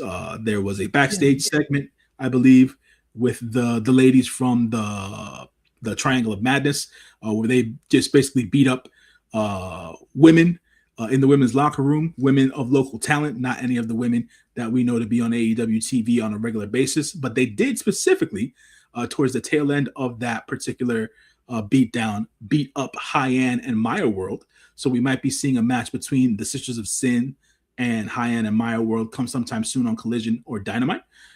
So we might see that coming soon. But they had their little beatdown of the women's locker room there to prove how tough they are going into their Winter is Coming match versus Stat Daddy and Jamie Hayter, which will be happening on Dynamite, I believe. So there was that backstage part of it as well. So yeah, that's that from what I can remember from last night. Yet again, pretty strong episode of Collision. Yes, you already know JP is coming to the back because we're gonna go over to TNA. TNA had 2 shows this week. TNA Impact. We're gonna start off with 1:15 on the 4th on Access TV as of now. But we know they're going to AMC in the future. So I don't know how that impacts AEW when their contract is up, because it's AMC, HBO, HBO Max, all of those people are included into the AMC with AMC. They're all under one umbrella. No, they're not. Because the email came from Netflix. AMC is different. You're talking about TMC, or TCM, should I say? TCM belongs to Turner, and things of that nature. AMC is its own thing. They're not under that umbrella. Because I was thinking about, because somebody pointed to me that I get an email, and I said, email about what? And they were like, about the thing, and I was like, well, what does that got to do with me? And they were like, oh, it's wrestling, and I was like, oh yeah, yeah, yeah. And I checked my email, and they list HBO and HBO Max under it. Right, right, So right. I Yeah, was, yeah. The so acquisition of that's what I Netflix was and wondering about. Now that whatever. they including TNA, how would that go with the upcoming deal? Because it seems like WWE was very influential in helping them kind of get the deal that they got. Yeah, the WWE, from what I understood, was very influential in helping TNA get their TV deal with AMC. But AMC is not under the Warner Brothers umbrella or the Netflix umbrella. AMC is their own thing, so you don't have to worry about that. But AEW, being that Warner Brothers TNT TBS is their partner from a television standpoint, um, I don't feel as of right now we Oh no, don't that's know. what it is. That's what the email was. That Mhm. Netflix will acquire Warner Yeah, Brothers, exactly. HBO Max, and HBO Mhm. coming forward. That's what I'm saying. Well, how would that affect that? Now they have WWE product and they plan on bringing some more on there. How would it affect when I the don't know. contract is up? AEW. Where did they go? Because it seems like when somebody mentioned a months ago that WWE is strategically putting shows on different Right. platforms Mhm. to kind of monopolize Right. in the end. So where does AEW go? Because TNA was access TV, and now Right. that they coming a little bit up into the mainstream, where do you go now? Where do you do? You just They kind of they only have they as an AEW only has a couple of options in that particular sense, but we don't necessarily know. This acquisition, this merger, whatever you want to call it, that it's an acquisition. It's not a merger. This acquisition, it's going to take a little bit over a year to complete. So we don't yeah. necessarily know as to where certain pieces are going to fall. Yeah, because is But it yeah, like is it 2028 the AEW's contract is due, or is it is right. 2027? Yeah. Yeah, So their 2028. contract is due around the time the merger should be ended and everything should be transitioning at that point. So hopefully, I don't know. Maybe they because Tony is a very techie nerdy person, it might be an online thing eventually where he's in control of everything. But I don't want AEW to go away.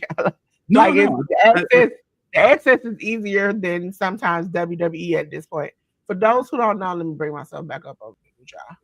At this point, I pay $30 a month to watch WWE pay-per-views.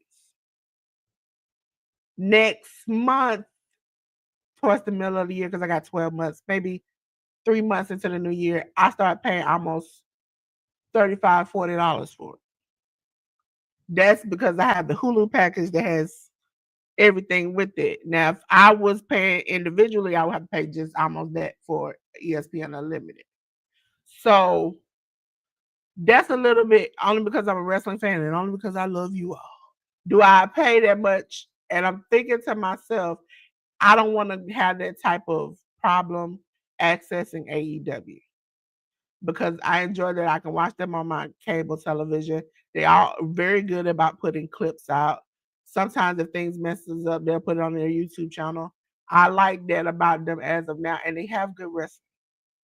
So I think the fear of a lot of wrestling fans, including myself, is like, don't make it where you not that you're never I don't think they're ever gonna price us out, but make it where you have to get 2 or 3 things to watch these shows. That's a lot. Because you think about WWE, somebody chopped it up. You have to have cable, you have to have Peacock, and you have to have ESPN Unlimited and Netflix. That's 5 things you have to do to watch a complete week of shows for WWE. Whereas right now, all I need is the cable. I can watch as much as if I choose to pay for the pay-per-view, that's how it is. But I wanted to stay that way. And I hate that it feels like they're closing in on them to kind of push them out. That's Yeah, not. yeah, no, no. Look, Dolores. I feel like your point is valid. Your point is important to put out there. A lot of people are, a lot of wrestling fans, especially fans of AEW, like myself. There's some concern, but at the same time, there's the other side of the coin with it. Um, this isn't for all the people who want to make Tony Khan out to be some money mark. He really does love professional wrestling. At the end of the day, he's not going to let AEW die, regardless of TV deal or no TV deal. He's going to find a way for AEW to be accessible to as many people out there as possible. Um, we can bet on the fact that we're going to continue to get AEW on TNT and TBS at least for the next 2 years, because that's how long the contract is deemed for. He mentioned during his ROH media call that he's working on a $500 million TV rights deal for AEW. I don't know with whom necessarily, but that's what he's working on. So we'll see as to how that materializes over time and things of that nature. Um, the only other TV network that I can think that AEW can land on right now that hasn't been touched by WWE or isn't currently in contract with WWE is Fox.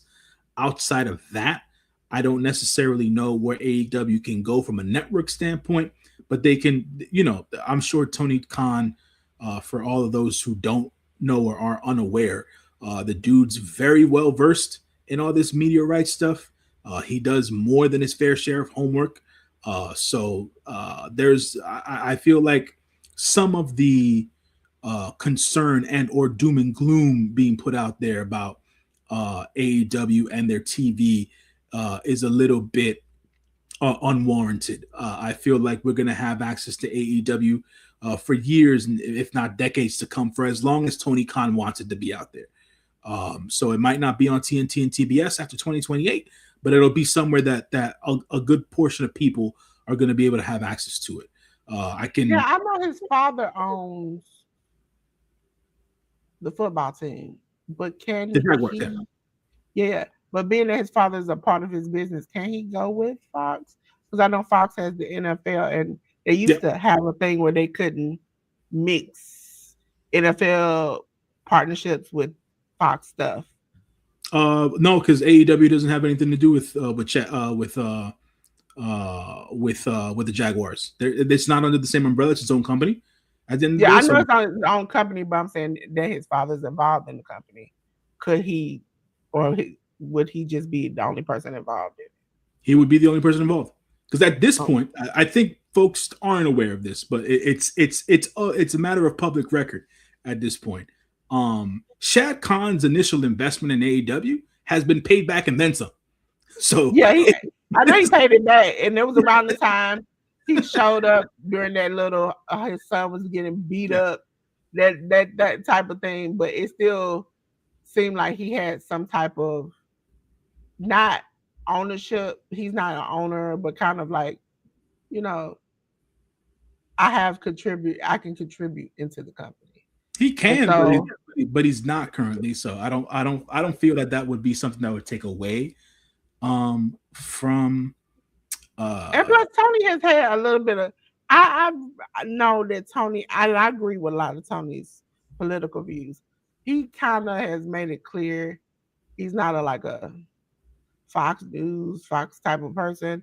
I Now, will he mean, put his pride to the side? I think he probably will now. Now, back in the day, I would have said he gonna say bump you. I'm not doing it. But now I think he's got a little bit more business acumen. His interview, I think, were you here when I talked about his interview with Ariel Harani? I really loved I because like that that. was like Yeah. I was like, that's the first time I've seen you be a businessman and not just like snap and lose your mind. I appreciate that. Yeah, it was And it was a it's very a running joke on Workhouse Wrestling Network that he doesn't blink, and he finally blinked, and I was like, Jesus Christ. it was a very forward thinking, very transparent interview from Tony Khan.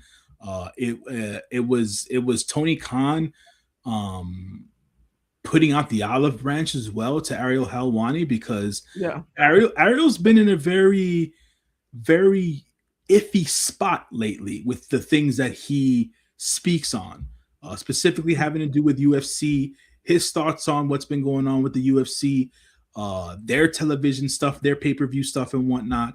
Um, his not like big time dislike, but his criticism of the WWE product in current times as well, has taken a forefront on Ariel's show and whatnot. And it was cool to see two men come together, take accountability for what happened with their initial meeting and interaction with one another, and start to build for the sake of the betterment of whatever, just the industry as a whole, and for AEW to be able to have another platform to send their talents to, even though Ariel still interviews AEW talent, but it can be it can be used even more so going into the future. So I really like that interview. So I back you Yeah, because there. I appreciate Ariel. He has not stopped his criticisms. Even recently, when he interviewed Cody and them, he has not just been like, I'm a shield. Because that's initially what they marked him as when he did the introduction for the Canada show, the Toronto Money in the Bank or whatever. They called him a mark because he had been back and forth with Tony, and then all of a sudden he shows up. He's like, but I've done other things with them. It's never been a problem until I beat with Tony, and now I'm a shield for WWE. But he's shown that like no matter the connection, he still has something to say. He's very vocal.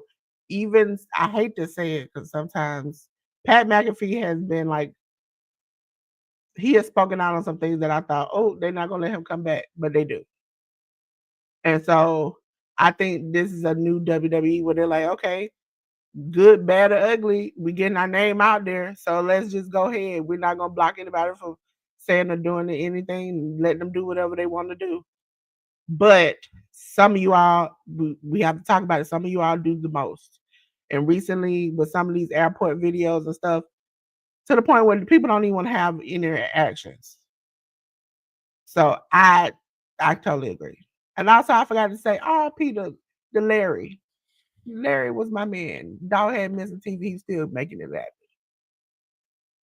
Listen, and he was a big storyline in the fight. So we got to get Larry, R.I.P. Larry.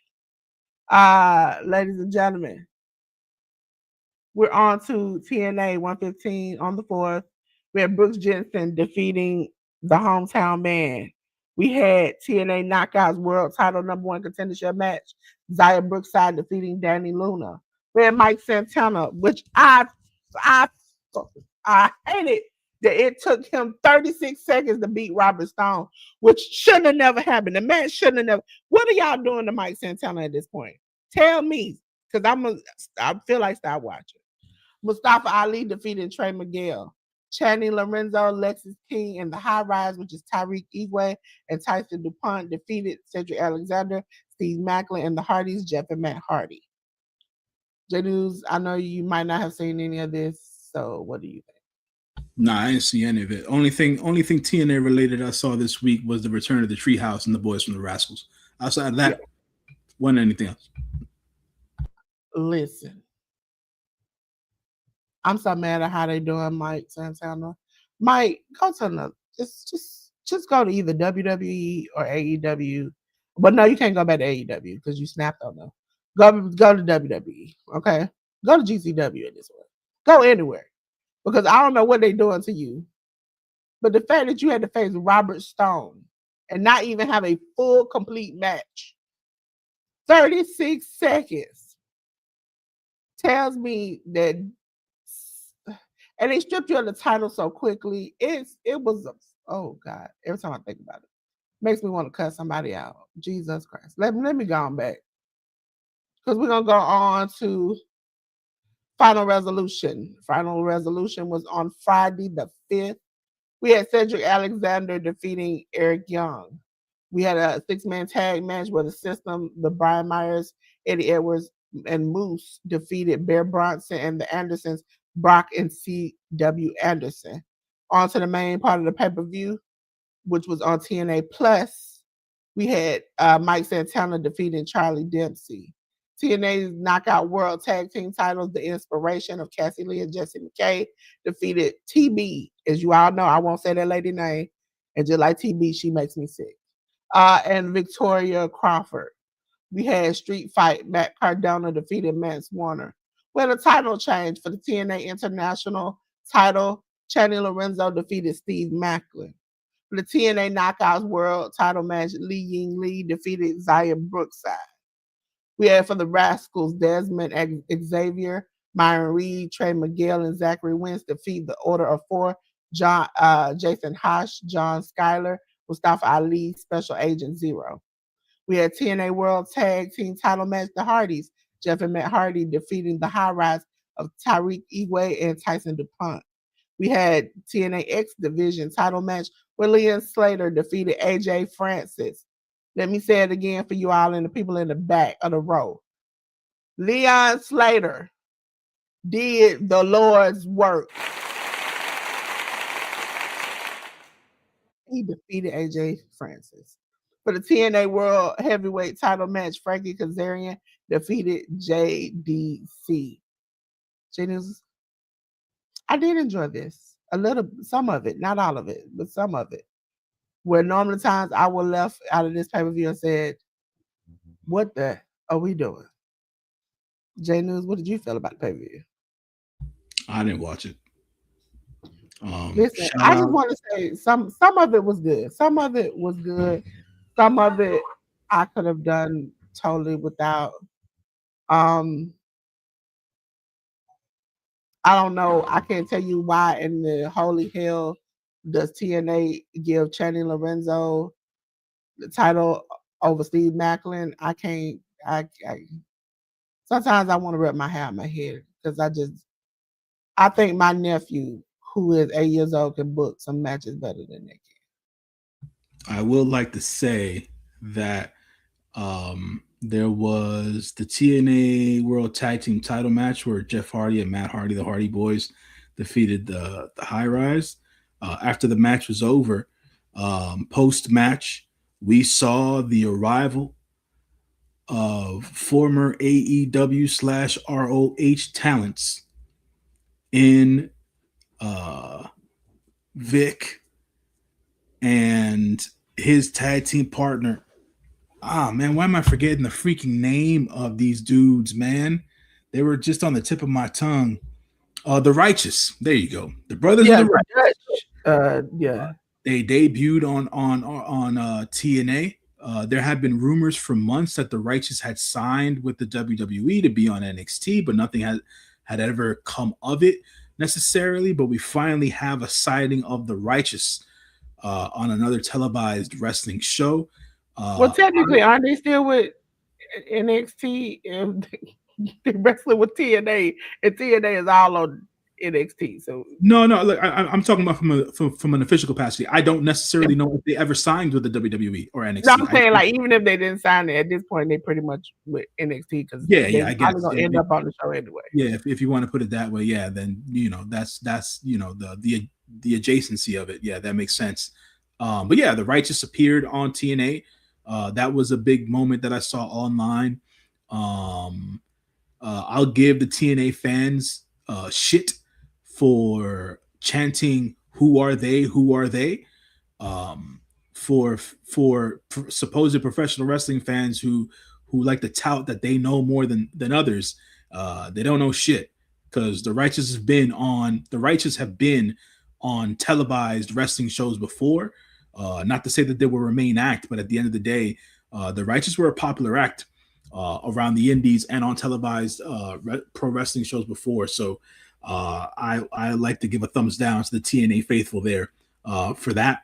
But it'll be interesting to see as to what the Righteous does on TNA and how they fit into the tag team title picture there, and if they'll have any sort of interactions with the like of those roster members over on NXT or WWE and things of that nature. But that's the only thing that I really saw out of what happened with the shows with this show. on Friday. Yeah, I admit this show was pretty much okay. It was serviceable. I could deal with it. It went like too many matches where I was like, oh my god, why are we doing this? Listen, what's the dude with the bolts in the neck? I try to PCO. I try to anything with PCO on it. I know it's gonna be a horrible pay per view because we don't went immediately to a place that I don't want to go. Okay, I like funny wrestling. I like this, but when I see him, it's always like I watch the match and I wonder, sir, why you keep doing this? Okay, but it's like watching Ric Flair on his last match. That's every time PCO comes on my screen. Ladies and gentlemen, we're gonna go to the back. And it's time for my favorite time. It's Progress Wrestling, ladies and gentlemen. And we had the Vendetta 3. Progress chapter 187 on the 30th. With a pre-show match where Jay defeated Matthew Bullet Smith. Matthew, you just need two names, not three. Cara Noir defeated Jay Joshua. Leo Rush defeated Scott Oberman and Tommy Tanner, sorry, excuse me. Gene Mooney and Kuga, probably I said that wrong. Defeated Lycos Jim, which is Kid Lycos and Kid Lycos II. With Charlie Sterling defeating Simon Miller. Alexis Falcon defeating Mayu Yamashita. Progress Tag Team title match. Diamond Eyes, Connor Miller and Nico Angelo defeated Sunshine Machine and Chuck Bombo and TK Cooper. We had the Progress Women title match. I'm gonna say this right because J News is drilled in my head. Rain Leverkusen. See, look, I learned something new. I defeated Emerson Jane. We had Progress World title match where Man Like Doris defeated Tay May Fears. Would show y'all that would have made more sense, but there you go. Okay, so I would say this was a good show. Progress puts on pretty good shows. It's not like some shows are like, oh my god, y'all gotta go back. It's but some shows are like, okay, this is good. This is a good show. This was a good show for me. Now we're on to my favorite company, GCW. Yes, that's Game Changer Wrestling. And the first show you're gonna see is Say You Will. Okay, it's almost like you telling somebody, say you will. Come on, jump if you feel a little froggy. Say You Will took place on the 5th, which was Friday. I told you Friday was a busy day for me. On Triller TV, we had Priscilla Kelly defeating Effie, Jack Evans defeating Jack Cartwheel, Drew Parker defeating Vipers, Marcus Mathers defeating Evan Rivers, Sue Young defeating Rob Shit, and for GCW Tag Team Title Three-Way match, Buster and the Brain, which is Alex Price and Jordan Oliver, defeated C4, Cody Chung, and Guillermo Rosas, and the Bollywood Boys of Gerv and Harv Shearer. We had Joey Janela defeating Shotzi Blackheart. And for the GCW World Title match, Atticus Cougar defeated Matt Tremont. Overall, good shows. They put two good shows on, this weekend. Highest in the room. Listen, ladies and gentlemen, wish I was highest in the room because there was some people out there that was a little bit dark. Okay. It was on yesterday on Triller TV for the GCW Tag Team Championship. Buster and the Brain retained by defeating the Krusty Crew of Dom Kubrick and Lucas Riley. We had Joey Janela defeat Jack Evans. We had the Brothers of Construction, which is Diablo the Clown and Ruffo the Clown, defeat the Epic Shit. Sorry. The Epic Doug, Matafido. Listen, I'm not even gonna go there. And Rob Shit. Every time I say that man's name, I can't get a little bit of chuckle out of it. GCW Ultraviolet title match. Matt Tremont defeated Damien 666 with that's a J News word. Vengado. Vengador. Vengador. See, listen, I gave you the English version. Vengador and Los Desperados, which is Gringo Loco and Jack Cartwheel, defeated Ray Ares, J News word. Brillante Jr. Brillante Jr. and Spiderfly. Priscilla Kelly defeated Vipress. We had Starboy Charlie defeating Is it I Cobra don't. I've never seen this name before, but I'll say it. Cobra Mora. No, I'm sorry. I'll say it the way I see it is Cabre Mora. Cobra Mora. That's Hmm. the general. And Bobby Flacco. We had Drew Parker defeated Sicko Pay. And for the GCW World title match, Atticus Cougar retained by beating my boy Effie. No. But ladies and gentlemen, for the first time in like 2 weeks, y'all ain't gotta hear me shake and stutter over these words because you got what? You got J News in the building for World Tag League 2025.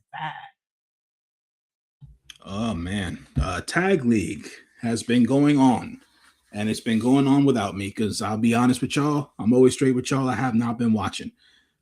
So for those of y'all who watch me on True Heel Heat, go over New Japan shows and things of that nature. Y'all know I've been watching New Japan since I was a kid.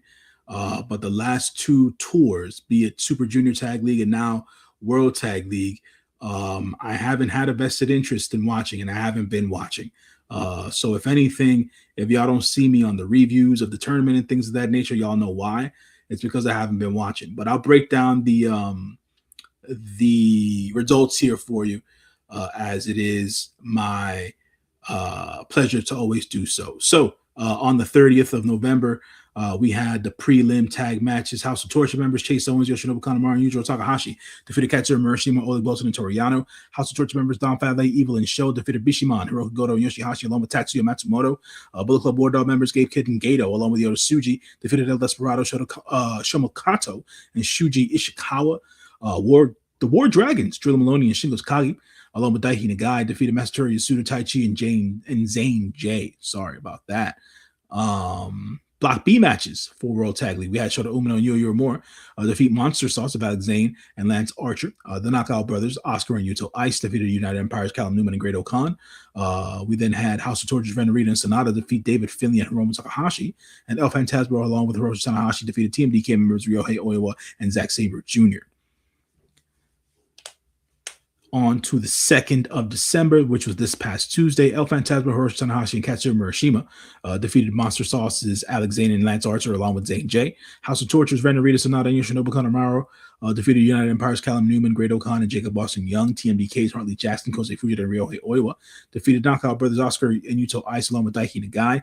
Bullet Club War Dog members David Finlay and Gato, along with Hiromu Takahashi, defeated Shoma Kato, Shota Umino, and Yu Uemura. Block A action happened on the 2nd here, so it was Oleg Bolton and Toru Yano defeating House of Tortures, Chase Owens, and Yujiro Takahashi. Bishiman, Hiroki Goto, and Yoshihashi defeated House of Torture members Don Fale and Evil. Gabe Kidd and Yoda Tsuji defeated El Desperado and Shuji Ishikawa. And then we had War Dragons of Drilla Maloney and Shingo Takagi defeat Team 100 of Satoshi Kojima and Tai Chi. On the 3rd, which was that Wednesday, House of Torture, Chase Owens, Yoshinobu Kanemaru, and Yujiro Takahashi defeat Team 100 of Satoshi Kojima and Tai Chi, along with Masatori Yasuda. House of Torture members Dick Togo the second. Does that say? Don Fale and Evil defeat El Desperado, Shoma Kato, and Shuji Ishikawa. Katsura Murashima, Oleg Bolton, and Toru Yano defeat War Dragons of Drilla Maloney and Shingo Takagi, along with Daiki Nagai. Bullet Club War Dogs, Gabe Kidd and Gato, along with Yoda Tsuji, defeated Bishiman's Hiroki Goto, Yoshihashi, and Tatsuya Matsumoto. We then have Block B action. El Phantasmo and Hiroshi Tanahashi defeated Monster Sauce's Alex Zane and Lance Archer. United Empires, Callum Newman and Great O'Khan defeating House of Torture members Ren Narita and Sonata. The Knockout Brothers, Yuto Ice and Oscar, defeated TMDK's Ryohei Oiwa and Zack Sabre Jr. And then we have Shota Umino and Yu Uemura in the main event versus David Finlay and Hiromu Takahashi, as Shota Umino and Yu Uemura get the win there in Block B action. On to the 5th, which was Friday, United Empires, Callum Newman, Great O'Khan, and Jacob Boston Young defeated El Phantasmo, Hiroshi Tanahashi, and Katsura Murashima. Knockout Brothers Oscar and Yuto Ice, along with Daiki Nagai, defeated Monster Sauce's Alex Zane and Lance Archer, along with Zane J. Team DK's Harley Jackson, Ryohei Oiwa, and Zack Sabre Jr. defeated Bullet Club War Dog members David Finlay and Gato, along with Hiromu Takahashi. House of Torture, Ren Narita, Sonata, and Yoshinobu Kanemaru defeated Shoma Kato, Shota Umino, and Yu Uemura. On to Block A action. House of Torture members Chase Owens and Yujiro Takahashi defeated Team 100 of Satoshi Kojima and Tai Chi. House of Torture members Don Fale and Evil They defeated El Desperado and Shuji Ishikawa. War Dragons, Drilla Maloney and Shingo Takagi. They defeated Oleg Bolton and Toru Yano. Bishiman members, Hiroki Goto and Yoshihashi defeated Gabe Kidd and Yota Tsuji. So it seems that we have 4 teams tied at 8 currently in Tag League. Preview time, folks. Preview time. More New Japan coming at you. I think there was a New Japan show this morning. So we have Bishiman members, Hiroki Goto and Yoshihashi, along with Tatsuya Matsumoto, going up against War Dragons, Drilla Maloney and Shingo Takagi, along with Daiki Nagai. Matsuri Yasuda, Satoshi Kojima, and Tai Chi go up against Bullet Club War Dog members Gabe Kid Gato and Yota Tsuji. El Desperado, Shomakato, and Shuji Ishikawa. They'll go up against House of Torture members Chase Owens, Yoshinobu Kanemaru, and Yujiro Takahashi. Katsuya Murashima, Oleg Bolton, Toru Yano, and Zane J will go up against House of Torture members Dick Togo, Don Fale, Evil, and Show. Block B action took place this morning. El Phantasmo and Hiroshi Tanahashi went up against United Empire's Callum Newman and Great O'Khan. Monster Sauce, Alex Zane and Lance Archer went up against the Knockout Brothers of Oscar and Yuto Ice. David Finley and Hiromu Takahashi, they went up against TMDK members Ryohei Oiwa and Zack Sabre Jr. And the main event of Block B action this morning was Shota Umino and Yuya Uemura going up against House of Torture members Red Narita and Sonata. On to the 8th, which is tomorrow. So more matches tomorrow, A block action. We have United Empire's Callum Newman and Great O'Connor along with Jacob Austin Young going up against Bullet Club War Dog members David Finley, Gato, and Hiromu Takahashi. Shomakato, Shota Umino, and Yuya Uemura going up against the Knockout Brothers of Oscar and Yuto Ice along with Daiki Nagai. El Phantasmo, Hiroshi Tanahashi, and Katsuya Murashima will go up against House of Torches, Ren Narita, Sonata, and Yoshinobu Kanemaru. Monster Sauce, Alex Zane and Lance Archer along with Zane J. They'll go up against TMDK's Hartley Jackson, Ryohei Oiwa, and Zack Sabre Jr. Block A action is as follows. Bishiman, Hiroki Goto, and Yoshihashi will go up against the War Dragons and Drilla Maloney and Shingo Takagi. Satoshi Kojima and Tai Chi will go up against Gabe Kidd and Yota Tsuji. El Desperado and Shuji Ishikawa will go up against House of Torches, Chase Owens, and Yujiro Takahashi. And then the main event for Block A will be Oleg Bolton and Toru Yano versus the House of Tortures, Don Fale, and Evil. On the 9th, we'll have semifinal stuff going down on the Block B, I believe. That will be El Phantasmo, or setting up for the semifinal, should I say. El Phantasmo, Hiroshi Tanahashi will go up against House of Torture members Ren Narita and Sonata. David Finley and Hiromu Takahashi will go up against United Empire's Callum Newman and Great O'Khan. Monster Sauce will face off against TMDK, and then Shota Umino and Yuya Uemura will go up against the Knockout Brothers on the final night of Block B action. Then on the 10th, we're going to have the World Tag League semifinals on each side. So we'll see as to who comes out from Block B, who comes out from Block A, and then we'll set up the finals for whenever that's stated for. I forget when. WWE action going forward. Saturday night's main event, folks. That'll be on Saturday, December 13th. This will be John Cena's final match. And there's going to be a watch along for y'all. Delores is going to be on here doing her thing, and y'all can join her and have some fun. Yes, ladies and gentlemen, it will be Gunther versus John Cena, Bailey versus Sol Ruka, and in the non-title match, we have Cody Rhodes versus Oba Femi. Ladies and gentlemen, the next 2 shows I'm going to show you do not have any matches listed at this point, but we just want to let you know the time and the date.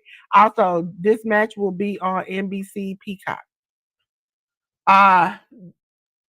GCW has the Nick Gage Invitational. It's on the 13th on Triller TV. Okay? So, again, we don't have any matches listed. We're going on to Wrestling Revolver. It is season finale. And it's also on the 13th, also on Triller TV. I'm gonna be a busy soul on the 13th. So ladies and gentlemen, make sure you tune in and catch it all the fun, okay? Because I love Wrestling Revolver. They put on banger shows, so make sure you check them out. Now, ladies and gentlemen, we're on to the spotlight, and this week I'm gonna bring J News to the front. This week, ladies and gentlemen, J News is on the spotlight train, so we're going to let him tell you about his spotlight of the week. Yeah, folks. So, spotlighting this week for the show is going to be a long-standing member of the WWE roster in Bailey. The main reason as to why I wanted to spotlight Bayley this week is because of what she has been putting together over the last month and a half to 2 months outside of the WWE. About a month and a half ago, I believe, Bayley put out a call via social media to independent women's wrestlers, basically inviting them all to send in their resumes and their and or match portfolios of themselves to her to a specific email address because Bayley was putting together a 3-day seminar for established independent women's wrestling talent around the globe. She took in all these different submissions and she went through them and she got back to all those young ladies she was interested in doing the first round of this for. She says she's going to continue to do this uh, given the time that she has on her schedule. She was able to put this together, the Lodestone Women's Group, the first group of the women. Photos and video of them were put out via Bayley's social media and all this different differentiating social media of the talent involved. So I wanted to give Bayley a big time spotlight and shout out for putting this together, this seminar together for these young independent women's wrestlers from around the globe. Bayley giving back to the industry, to the women specifically, basically, one, showing women's wrestling some love, two, giving back to the industry, and three, trying to fortify and definitely teach and coach the future of women's professional wrestling in her own way outside of the WWE bubble. So I wanted to give a lot of love and a shout out to Bayley and spotlight Bayley for doing that. A lot of different talent I saw in those photos that I have seen before, that Delores has spoken to y'all about in many different of our reviews of certain indie shows that we do here on the Hit the Ropes podcast. So big shout out to Bayley, aka Pam Martinez, for doing the damn thing for the women on the independent scene, and for the ladies that I can remember. I'm not trying to badmouth anybody or put anybody down, but for those that I can remember that I saw in those photos, I saw Sapphire Reed and Anita Vaughn from the UK indie scene. They were in those photos. I saw Nikki Blackheart, who is a fellow Dominican young lady doing her damn thing here in the American Indies. I saw her in those photos. And a lot of women that I've seen before as well. Big shout out to Izzy Moreno. She was in those photos, who was a young fan that Bayley always hugged in the NXT crowd all those years ago. She was in those photos. And a lot of women who I can probably name that I'm just forgetting right now, unfortunately. But there are a lot of women's talents on there that deserve to be there, obviously, due to their being able to put their portfolios and resumes out to Bayley. Bayley is planning on doing this again, I believe she said. Shout out to the other coaches who were part of this seminar as well. People that she got to speak for the Lodestar Women's Seminar. Big shout out to John Cena. He was there. He spoke to the ladies there. Shout out to TJ Wilson, Natty Neidhart, Charlotte Flair, Bianca Belair, Rhea Ripley, Ivy Nile, Lyra Valkyria as well was there too. So there was that of it. Here's a picture of the final day of the Lodestar Women stuff that went down as well. If you guys can see any of your favorite indie women stars in this photo, then point them out, put them in the comments. If you see it online, Instagram, Twitter, YouTube, whatever, shout them all out. I see LJ Cleary there in the background as he rehabs himself back to getting into the ring. He's Lyra Valkyria's significant other, but he's also a great professional wrestler in his own right. So he was with Janai Kai. I see Janai Kai. Yeah. I can't forget about Janai Kai. She's there. And I'm forgetting about many other of the girls here who I've probably seen before. some time or another. So yeah, shout out to Bailey for doing this and taking the initiative for to doing this for independent women's wrestling. And I hope that this was of service to the ladies that attended. I hope it helped them in some way or another, and whatever advice, coaching, words of encouragement that they might have gotten, or whatever fair criticism might have been involved during those days of that seminar. Please take that stuff, use it as fuel, and continue to go forward and do your best work wherever you might be doing it, be it on the independents or if you eventually get signed to large TV-based wrestling companies. Continue to kill it out there, ladies. But big shout out to Bailey for doing that. She's been my spotlight for the week.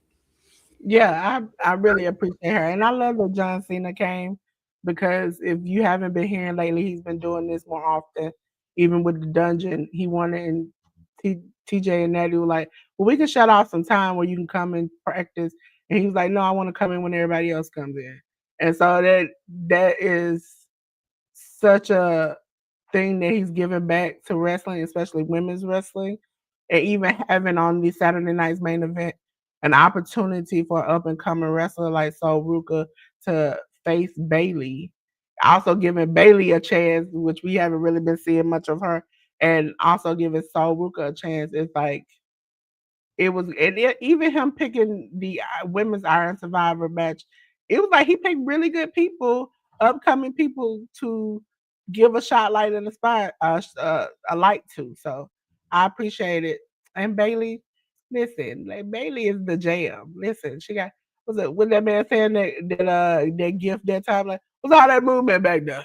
No, that was every time I see her, I'm like, hey, hey, how you doing? I see you been eating good. There you go. But ladies and gentlemen, J News is spotlight of the week, Bailey. Now let's get on over to the Hit Road Studios because I got to tell you about J News. Okay. So again, we back to the same old thing, ladies and gentlemen. Since J News back, we're gonna go back to um the rap lyric and the Chat GPT. Okay, so the Chat GPT for today, I don't know why that is right there. The Chat GPT for today is, man, quit playing. J News the coldest to ever do it. Wrestling, movies, whatever. Dude break it down so smooth. You swear you been there when they filmed it. Ain't no ain't nobody talking like him. Ain't nobody breaking it down like him. J News the GOAT, period. If you ain't listening, you missing out. Straight like that. All right, Chat GPT, I'll take that one, man. I'll take that one right there, Chat GPT. Uh, Thanks for hanging in there with me, folks. Finally back at it again here on the Hit the Ropes podcast, doing the podcasting thing. It's been a while. I feel like sometimes it feels like forever, but appreciate y'all for always watching. Appreciate y'all for coming into the comments and taking the time out of your day to join us as we review and preview the week that was in professional wrestling for you. I'll be back next week on Sunday. I'll be doing a solo dolo show. Delores has some things to take care of. So I'll be going through the week that was in professional wrestling for you next week on the 14th. So look forward to that. And yeah, I'm not too sure if I'll be doing True Heel Heat this month due to the fact that I haven't been watching the New Japan stuff this month. I'll probably end up doing World's End because AEW is the only wrestling I have been watching on a regular basis through and through. So you'll probably be able to catch me at the end of the month doing a preview show there with SP3 and Maggie. Outside of that, you'll probably see me again on True Heel Heat previewing and reviewing Wrestle Kingdom when it hits at the end of the day, because I will take the time out of my day to watch that and reset the year for New Japan on that end for myself. So yeah, folks, that's it for me this week. Appreciate y'all as always, and take it away, Dolores. Ladies and gentlemen, good. See, J News be doing a good job. But now It's time for me to do a little housekeeping. I'm gonna tell you. Matter of fact, because I told you yesterday, I'm not gonna bombard you twice.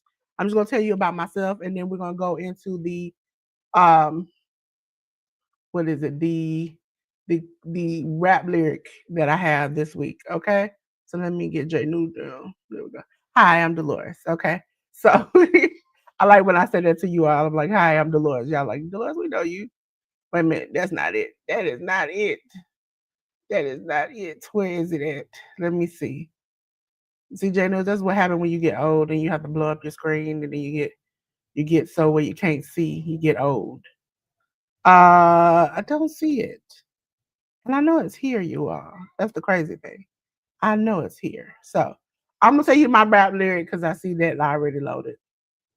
Ladies and gentlemen, my rap lyric, I'm looking over to the side so I can read it. My rap lyrics from Manello, Bigger Than Big. It just be thinking they bigger than me. But who bigger than me when I'm bigger than big, huh? Ninja, I'm bigger than big. I'm bigger than these itches wigs. A lot of these rap O's lost in the sauce. Bucket, I'm big. I'm bringing it in. I'm the one setting the trends. Big Leo gonna do it again. Uh, listen, I felt that this week because I'm like, your girl sometimes she be low key. She be setting the trends out here. Ladies and gentlemen, I I like to have fun. I am very much oh, wait a minute. What y'all doing? There we go. Let's go to the Hit the Road studio. Y'all try to take me everywhere but where I needed to be. There we go. If you all do not know, I am Dolores. Yes, that's my little icon of Dolores Designs.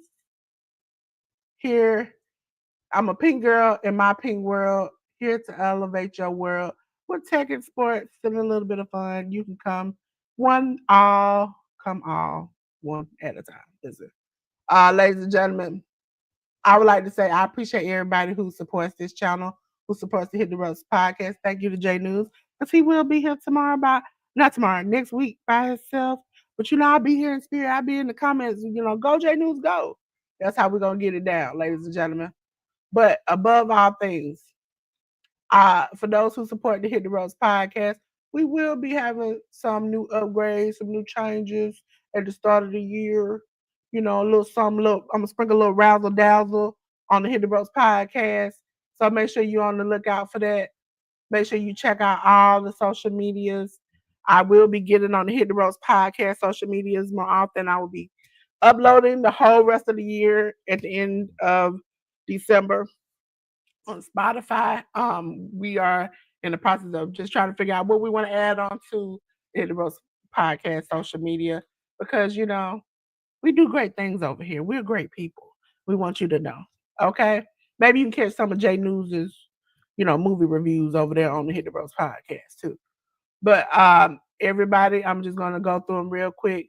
Make sure you check out 10 The Educated Natural to go to the women's closet, get business consultations and all those things.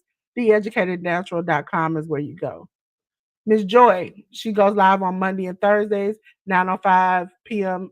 Eastern Standard Time, 6:05 Pacific. Make sure you check her out in this upcoming month because she's been doing pop-up lives where she give away mystery giveaway. So you won't know what you're getting until it arrives at your house. So make sure you go and try to win. Also, check out Miss Shirley LG Gardner, 7 p.m. Eastern Standard Time, giving away life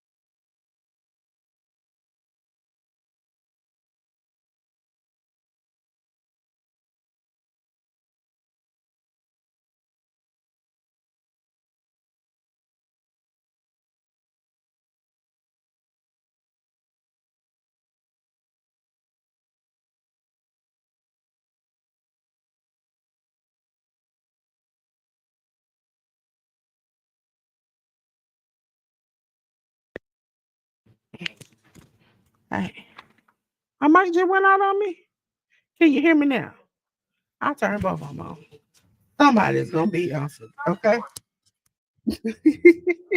Janu's like, I can't talk. Janu, you can bring yourself up on stage.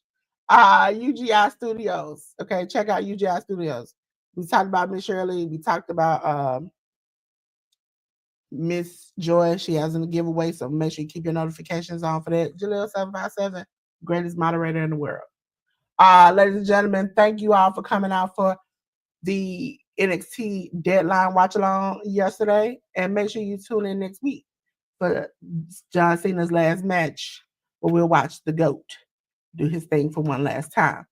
Ladies and gentlemen, we have been talking about my schedule. I switched up some things, so there's no commercial as of today. But I want to let you know every Monday is Canva Christmas. So this week we learned about wrapping and making Christmas tags. Next Monday, this Monday coming up tomorrow, we'll be doing mugs and Merry Christmas cards, which it probably will be a tumbler, but you can wrap it around mugs, tumblers, and whatever. We'll be doing home for Canva Christmas with me, where we talk. I'll show you how to make wall art and mini calendars. We also will be doing totes and t-shirts display. I just want to tell you, I love my little tote.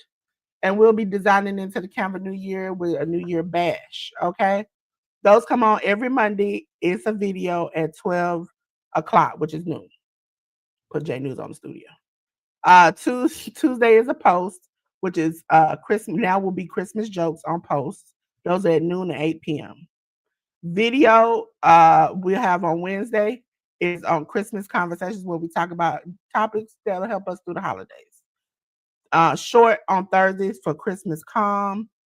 Video on Friday is Delores Loves Art. As you all know, I love the color paint, do everything else, so you'll get to see that.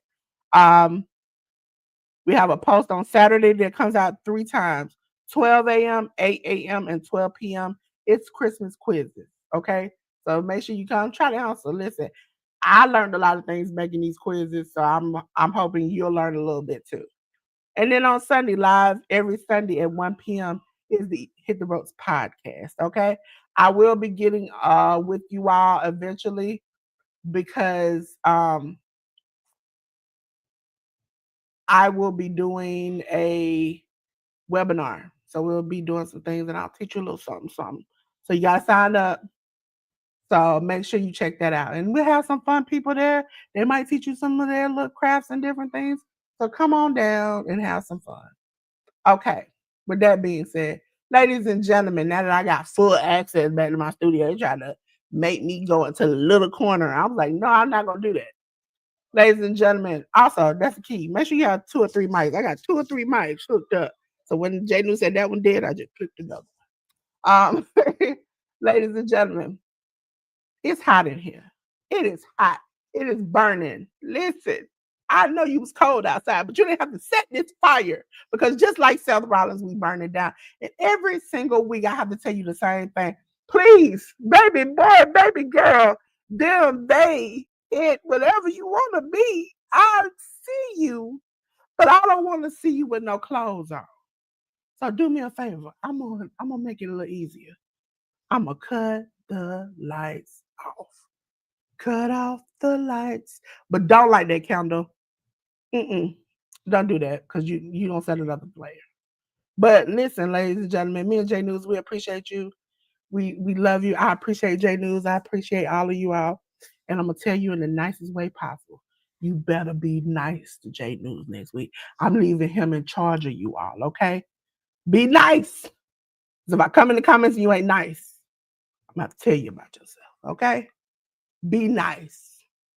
Until then, ladies and gentlemen, peace.